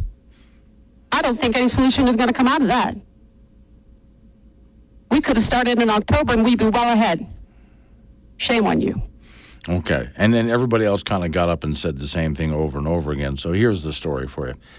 Residents in Ohio are fuming about a cultural clash between locals and Haitian illegal immigrants at a city council meeting over the city. They want the city to take some kind of action, any kind. Thousands of Haitians have arrived in Springfield, and residents have been pointing to an uptick in crime, mayhem, car crashes, car theft, due to the massive influx of residents. In a town of 58,000 people, now in a very small neighborhood area, about 20,000 are Haitian refugees who are in the country illegally. Quote, what I see going on in the streets, and I see you guys sitting up there in your comfy chairs and suits, I really challenge you guys, said one speaker, to get out of those chairs, go out there and experience it and do something. One resident, 64, recounted an incident where illegal immigrants were bullying her at the supermarket. I don't know what kind of label you put on this. It's perplexing, she said. Residents mentioned how illegal immigrants are crowding public areas, hitting people with cars, need driving lessons, apparently. Countries are defined by cultures and language, not color, this woman said. It's not a matter of color. That's not what we're worried about. It's killing us both mentally and physically and financially. I don't understand what you expect us to do. So here are people going to their city council going, look, we're being overrun here.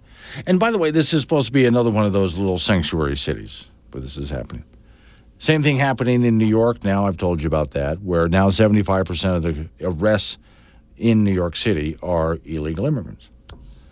And so what was everything that we told you that was going to happen if you continue to allow the border to be open like this? It's Wake Up Wyoming. Wake Up Wyoming with Glenn Woods. Make your voice heard at 888-97-WOODS. This is AM 1030 K2 Radio. Coming up on 8:49's Wake Up Wyoming, off to the icebox we go. Frank Gambino is waiting by. Sometimes, Frank, if you're in the right part of the country, people think of clever solutions, depending on... But I can't think of anything. Well, I got a good one for you. Oh, okay. So, here is, let me see, it's a Post Falls, Idaho, a rural community, and a cow got loose. Okay. Now, the cow decided to go to Walmart. I mean, might need a couple of things. You never know. I don't know what cows. The cow made it from the pasture to Walmart. in the pen yes, to Walmart. To Walmart, yeah. And nobody saw this. No, well, people probably saw it, but it arrives anyway at Walmart. Okay. So, you know, when you see someone go to the shopping cart area and they're pushing that long line of carts all the way back to the store. Right, yeah. Right. So people take a look at all the shopping carts that are waiting to be pushed back. And they start pushing those shopping carts around the cow, and they formed a corral. Oh, because the cart line is so long. Yes. Yeah. So there's like 4 different lines of carts that they put together in kind of a boxy form here and just surrounded the cow. Now that's clever thinking. Yeah, see? That's what I'm talking about. Now, somebody was also smart enough to go over to, while they were waiting for the owner of the cow to come get the cow, let's get the animal some water. And then somebody went off to the garden department and bought a nice little plant that the cow would enjoy chewing on. So, and just set the plant down in its pot right in front of the cow. So there's a cow penned in by shopping carts, water, something to eat, waiting for the owner to come back and take it on to the corral or the field or wherever that cow's supposed to be. These are thinking people, Frank. I feel much better about life. The world now. is better. All right, in volleyball at the Division I level, the Wyoming Cowgirls will be in the University of Colorado tournament Friday, Saturday, and Sunday. The Cowgirls are 5 for 5 on the year as they won 3 games in the tournament in Ohio last week, beating Texas, Rio Grande Valley, Akron State, and Cleveland State. In junior college volleyball, Casper College, on the other end of the scale, has really struggled. They're 2-10 on the year. They did not win a single set in 4 matches in Twin Falls, Idaho last week, losing to Southern Idaho, Miami-Dade, Utah State, Eastern, and Salt Lake. T-Birds will be in the Northeastern Colorado tournament Friday and Saturday in Sterling. And the LCCC volleyball team at 4-9, they will be in that same tourney. They were 2-2 in the Twin Falls tournament with wins over Edmonds, Washington, and Snow College, with losses to Utah State, Eastern, and Miami-Dade. In the National Football League, former Wyoming Cowboys star and Buffalo Bill quarterback Josh Allen has been cleared to play this week against Miami. He had 2 TD passes, 2 rushing touchdowns in their 34-28 win over Arizona. Hurt his wrist a little bit in that second rushing TD leap into the end zone, but he'll be okay and has not missed a game due to injury since his rookie season. Wyoming Cowboy football team back at it in practice in Laramie, getting ready for Brigham Young that will be in Laramie on Saturday night in Laramie after 2 awful performances this season at Arizona State and at home at Idaho, resulting in 2 losses. Those practices really need to be productive and correct a multitude of mistakes. And we'll see if the team this week looks better coached. We'll see if the players are absorbing what the coaches are talking about or if they tuned them out already. It may be sooner than later than players who are underperforming or committing just stupid penalties will find themselves on the bench. Obviously, quarterback Evan Swoboda has to play better, and his completion rate needs to vastly improve. His accuracy needs to vastly improve. However, on the other end, he could really use some help there. Tight end John Michael Gillenborg has missed the first 2 games of the season, and he is a go-to guy throwing the football. And Swoboda also needs some help from the big guys up front. The offensive line allowed 4 sacks last week. Cowboy defense, with more than a few returning starters from a year ago, did not look very good in the first half of that game, but played much better in the second half. No wonder BYU is 10.5-point favorites in the game. That's a 7 p.m. kickoff on Saturday in Laramie. We'll have that for you on K2 Radio in Casper and KOWB in Laramie. And that's it in sports. Okay, so there's a lot of people, it sounds like, from not just our UW, but quite a few teams that just starting off that need to improve a lot. Well, yeah, in a short period of time. And there's some college teams like Notre Dame lost at home to Northern Illinois. Mm-hmm. There is a God. Oh, okay. As opposed to touchdown Jesus at Notre Dame Stadium, it is holding. I have never heard of touchdown Jesus. You'll see him. It's a big thing right out by the Notre Dame Stadium. I'll have to go look that. Jesus. I'll go look that up. That's just weird to me, but Frank, you do weird well. So thank you. Yes, coming up on some local business that we got to take care of and update on your weather forecast. No local news, national news, weather forecast. You and me again. Let's wake up, Wyoming.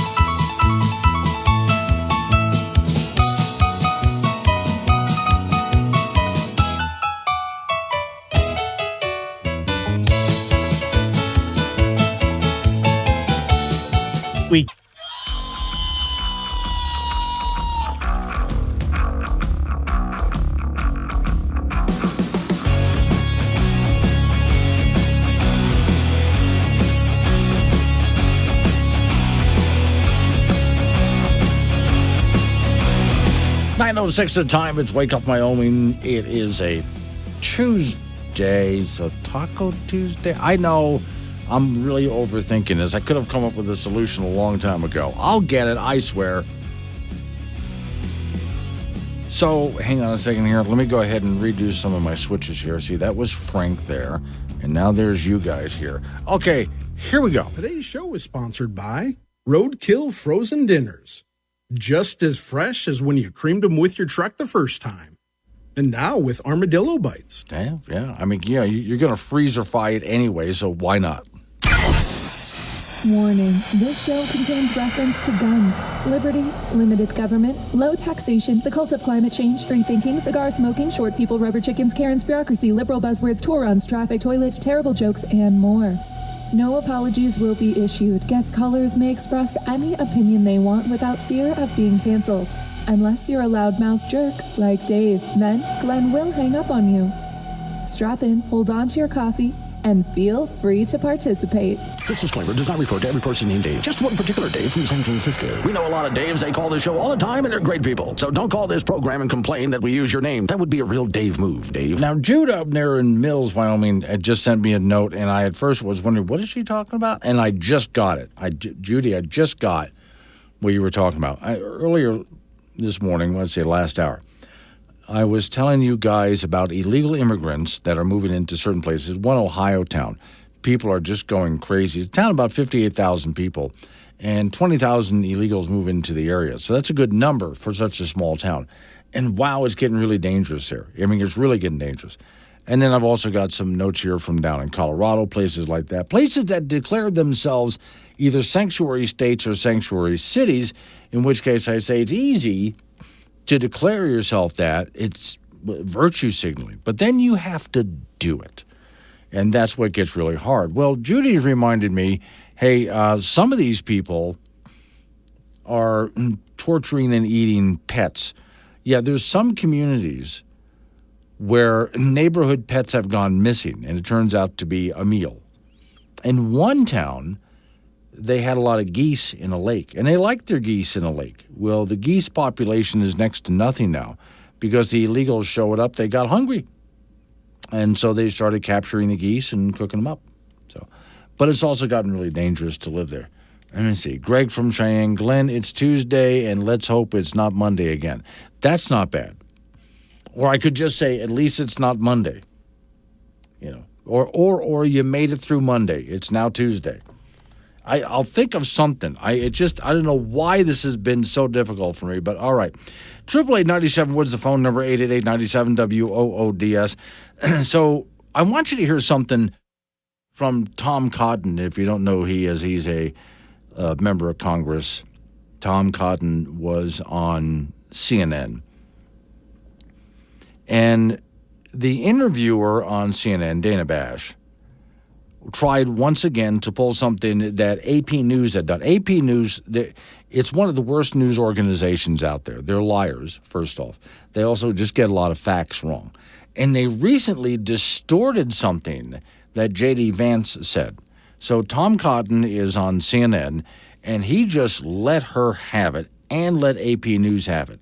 Do you accept that school shootings like this are just a way of life now? No, absolutely not. And J.D. Vance doesn't either. He said that he doesn't want them to be a fact of life. And this week, the Associated Press got caught distorting that quote from him so bad that they had to retract it. But here's what we also know about that shooting, even as we're still gathering all the facts. It wasn't as bad as it might have been because there was a police officer on the school premises that was able to neutralize the shooter. Kamala Harris wants to take police officers out of school. She said it in the past.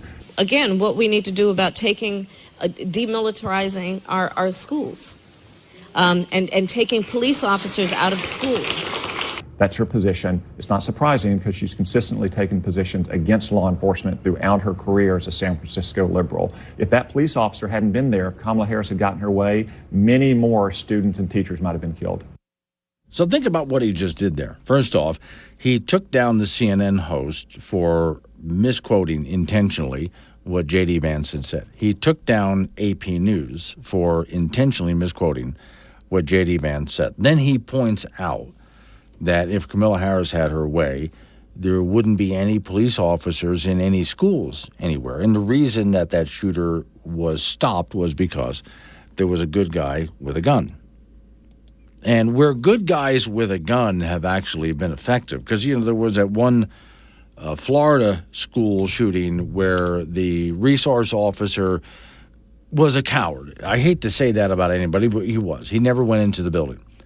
He stayed outside. He got in big trouble for that, too. Then what was that other school? I'm forgetting where it was. There was another school shooting that was happening, and the entire police force showed up, but their commander was not going to go in. And everybody was there. Like, go get him. Why didn't you go get him? They made all sorts of excuses for it. So if you got a police force that's actually got the right kind of people in it, you can stop a bad guy with a gun with a good guy with a gun. So I like the fact that Tom Cotton, right there on CNN, and I hope with a lot of people watching, took down AP News, took down CNN, and then went after Kamala Harris. all in one just short little that was less than a minute that I just played that for you there. I was so glad to hear that, mainly because this is not even me taking sides politically. I'm just going after line news organizations, for one, and then setting the record straight on what one candidate said she wanted to do and what the result of that would have actually been. Now, one more thing that's been on my mind for a couple of days here. Oh, here's Fire Pit Paul. Tuesday, at least it isn't Monday, or second Monday, or one day closer to Friday. Wait. Okay, I-80 John, that was Uvalde, Texas. Thank you, John. I appreciate that. I like that one, Paul. I might give that one a try tomorrow. It's Tuesday, one day closer to Friday. That's better. Or I could even just say, 4 days till Friday if I include the Tuesday itself. That's better. Okay, thank you. I'll try that tomorrow, see how it sounds when I spout it. Because we got to have one for every day. In decades, I've been doing this business here, talk radio, and I've never had something for Tuesday.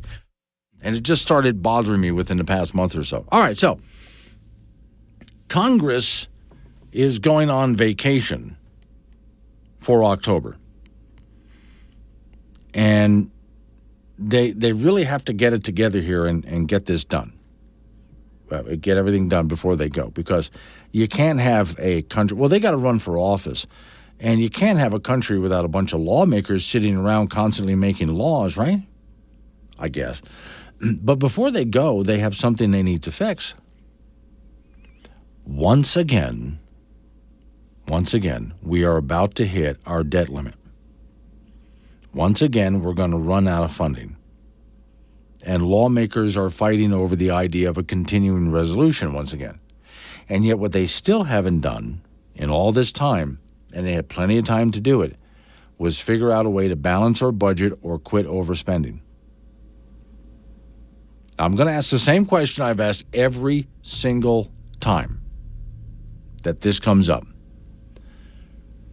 If they borrowed trillions of dollars, and they have borrowed many trillions of dollars, how is it possible that they're already out of money? And they're going to go off and borrow a bunch more before they go on vacation with a continuing resolution and no real budget?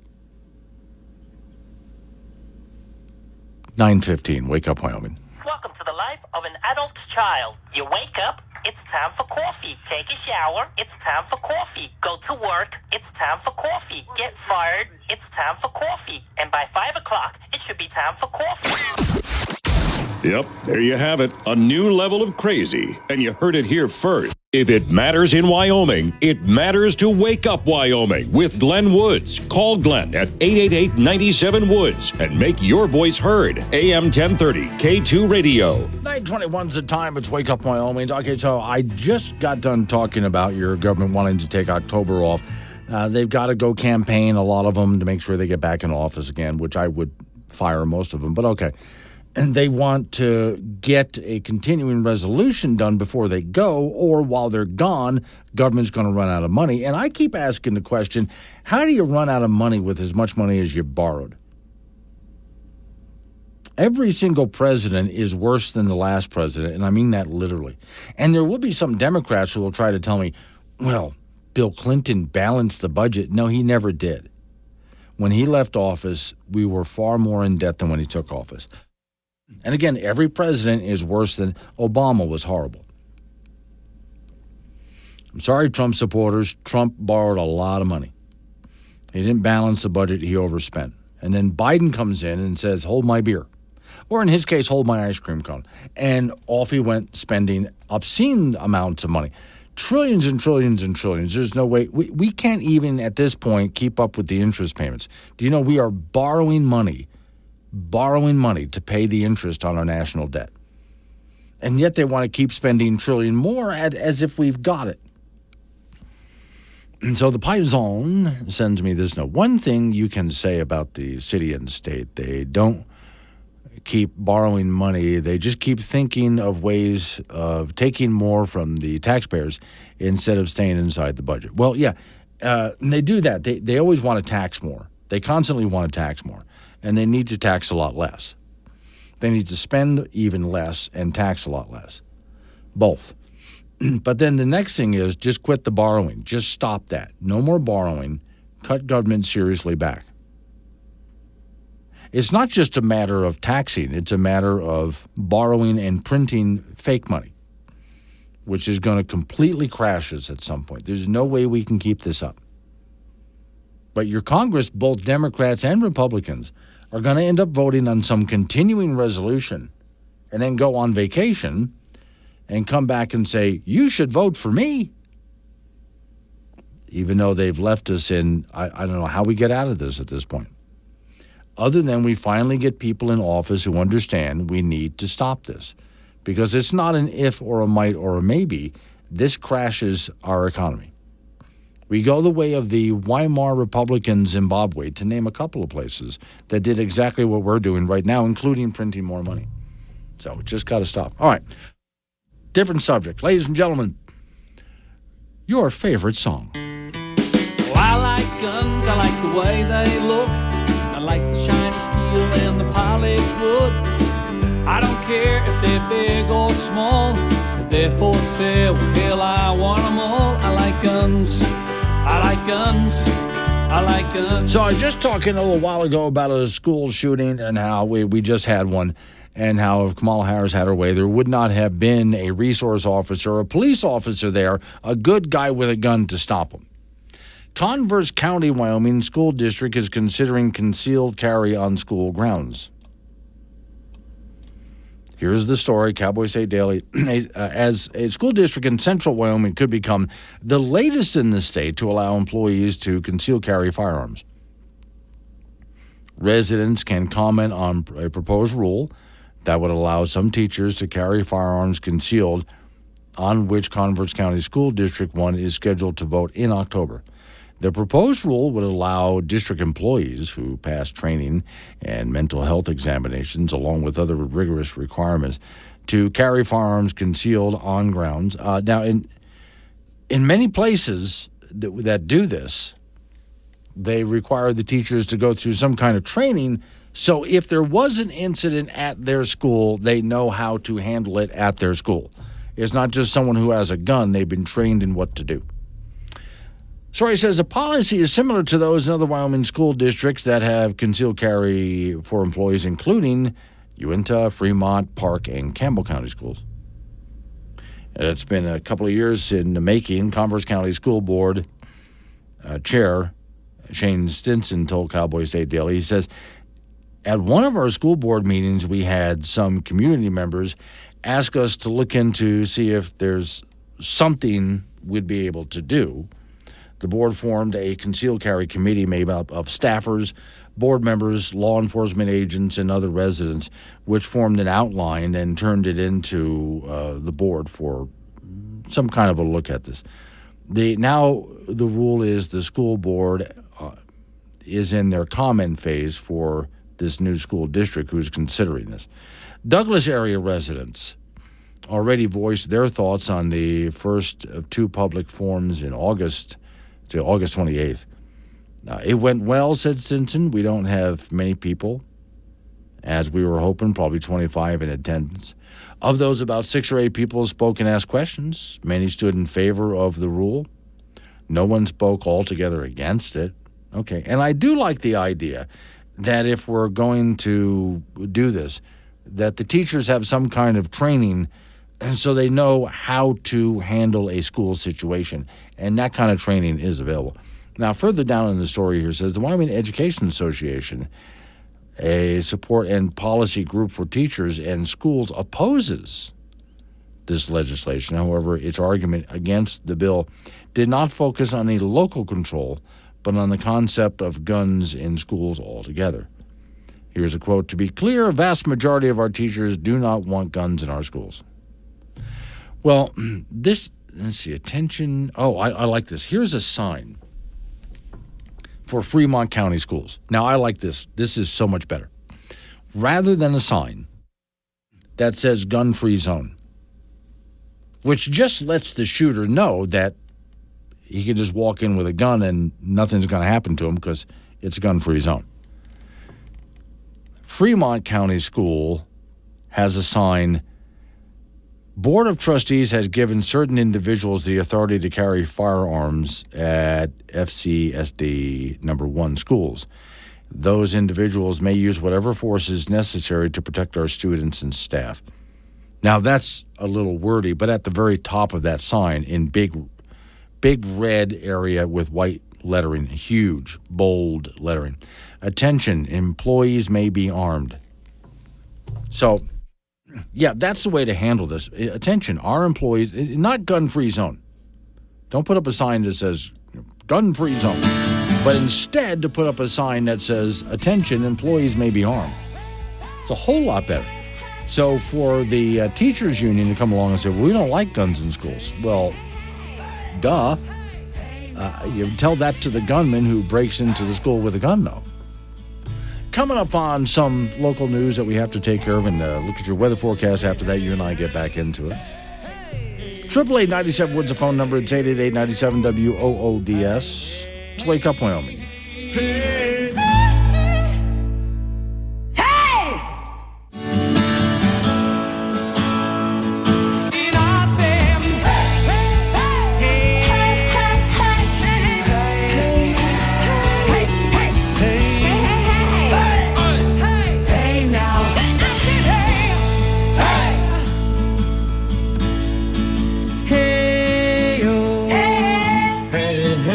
Weekend. News and weather together at the top and bottom of every hour. This is Wake Up Wyoming with Glenn Woods on AM 1030 K2 Radio.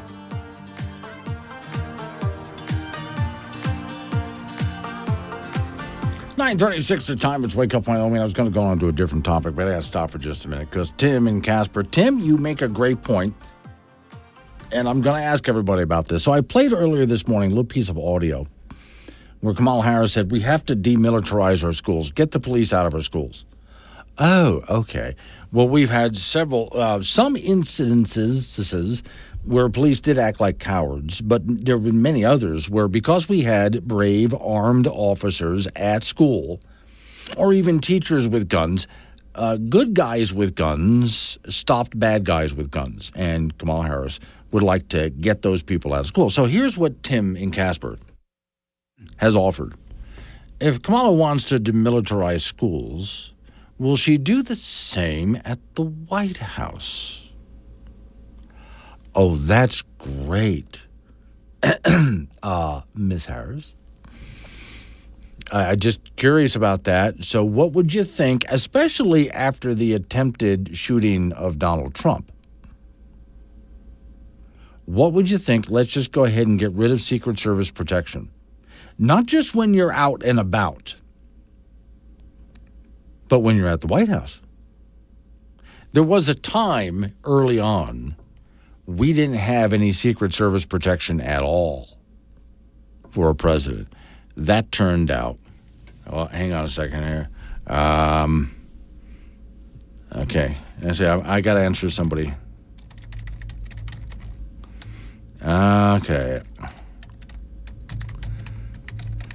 Okay, there we go. I'm sorry. Somebody sent me a note. It was important. So there was a time we didn't have any Secret Service protection for a president at all. It was not a thing at all. And that turned out to be a bad idea. We lost several presidents that way. Then we got Secret Service protection, and it was better, but we still lost a few presidents. And just recently, we almost lost Trump. Thank God that guy was a bad shot. And to all the conspiracy theorists out there, my answer is if somebody really wanted Trump taken out, they would have picked a guy who was at least a decent shot. Because somebody should have been able to make that shot. But he could. The Secret Service agent who took out that kid had to shoot a much longer distance, and he did it with one bullet and took out his target. And so, what do you think, Kamala? Would you like to go without Secret Service protection? I'd like to see you do that. For all those people who talk about disarming their cities, defund the police, sounds great to you until you do it. And then all of a sudden, it's not such a great idea. Let me see. Passing a note again. I'm passing a note in class. There we go. So, what do you think? can we get not just, even our own governor here in Wyoming, who is not anti-gun by any means, but even he has protection around him. And I hate to see that he has to, but, whenever the governor arrives at our studios here, he's got a few guys with him, that are protecting him. And I agree with that. I hate to have to do that. I would like to live in a state where we didn't need any protection for our governor, but we do. And every governor needs that kind of protection. What would you think? There's even some members of Congress that have protection around them. And some of these people are anti-gun, but they have protection around them. So I tell you what, anybody who stands up and says, let's go ahead and defund the police, and let's go ahead and not have any resource officers in the schools, then you first, and get back to us on how that works. Mommy M writes me this note. My grandpa loved music and could remember vaudeville acts from his youth. When you played Down Yonder earlier, it brought a flood of memories of him. However, he would say bacons to me instead, or beckons. Yeah, well, I understand. There's, I tell you what, I know this is a completely separate subject here, but I try to pick some music for this program that's a little bit different from what you hear on a lot of programs. I try to do that just so the program sounds a little bit different, but it's also something that sort of fits the age group and the region here, that I play in. So I went searching for a whole lot of stuff, but it's not stuff that you're going to tend to hear on your typical radio station anywhere across the country. So I hope you like the music that I've been picking out over time. And I do have a source that I can go pick that music from, and it's not a source that we have to pay royalties on either. It's a private service that provides music for radio stations for commercials and things like that. So just so you know where we're getting the music from. And every so often I just dump a whole bunch more in there just to give you guys something to listen to from time to time that's a little bit different than what you're normally listening to. And I'll go ahead and mix it up too. Also, some of this stuff, there is a guy on YouTube who does a YouTube channel called There I Ruined It. And if you want to hear some really fun stuff, he takes some of your favorite stuff, music and otherwise, but mostly music, and he completely distorts it and screws it up and ruins it, and he's proud of it. And some of that stuff has made it onto this program as well. All right. 9:42 is the time. Wake up, Wyoming. When you need to know quicker than the morning paper or the 5 o'clock news, you need Wake Up Wyoming with Glenn Woods. Mornings on K2 Radio.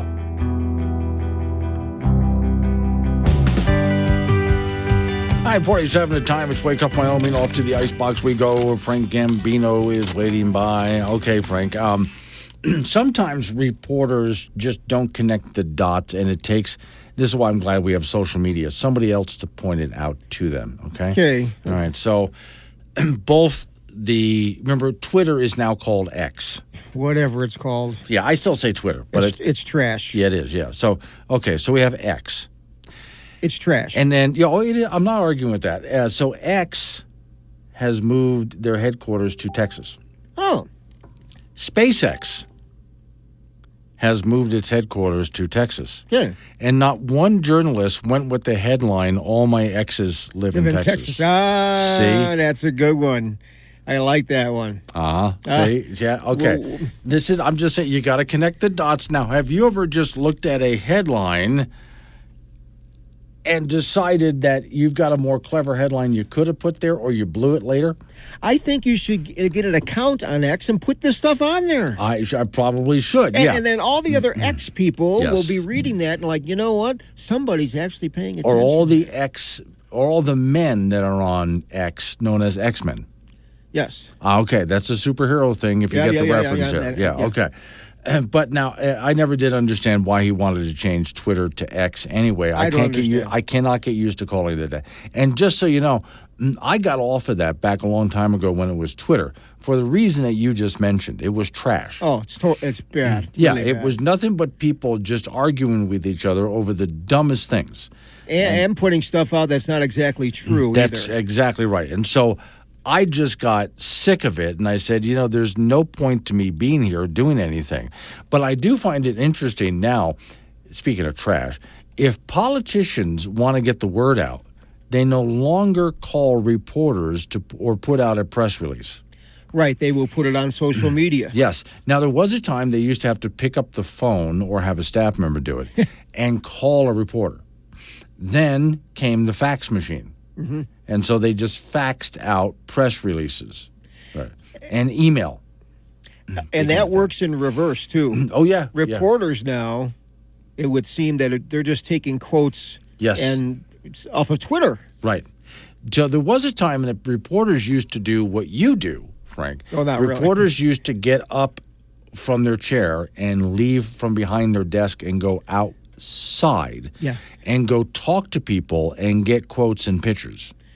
It's helpful to find out what's going on. But now they just hang around social media. Yeah, and they don't even leave their desk. No, they don't. And they wait for somebody to go ahead and post something like on X or on Facebook or something like that. And when they see people posting stuff, then they can go ahead and write up their story. But rarely do they even bother to pick up the phone. In fact, if they do want a quote, they would prefer to message someone or even email someone to get a quote rather than actually having to confront that person face to face. So you see where reporting has gone at this point. Well, maybe they didn't have enough minutes on their cell phone left. Oh, but now it's supposed to be a company cell phone, Frank. Oh, what are those? Yeah, you don't have one? No. Oh, okay, you should get one. Really? Yeah. Oh. You didn't know that? No. Go get one. Okay. Okay, then you don't have to pay for those things. Oh. It's all taken care of for you. So, Really?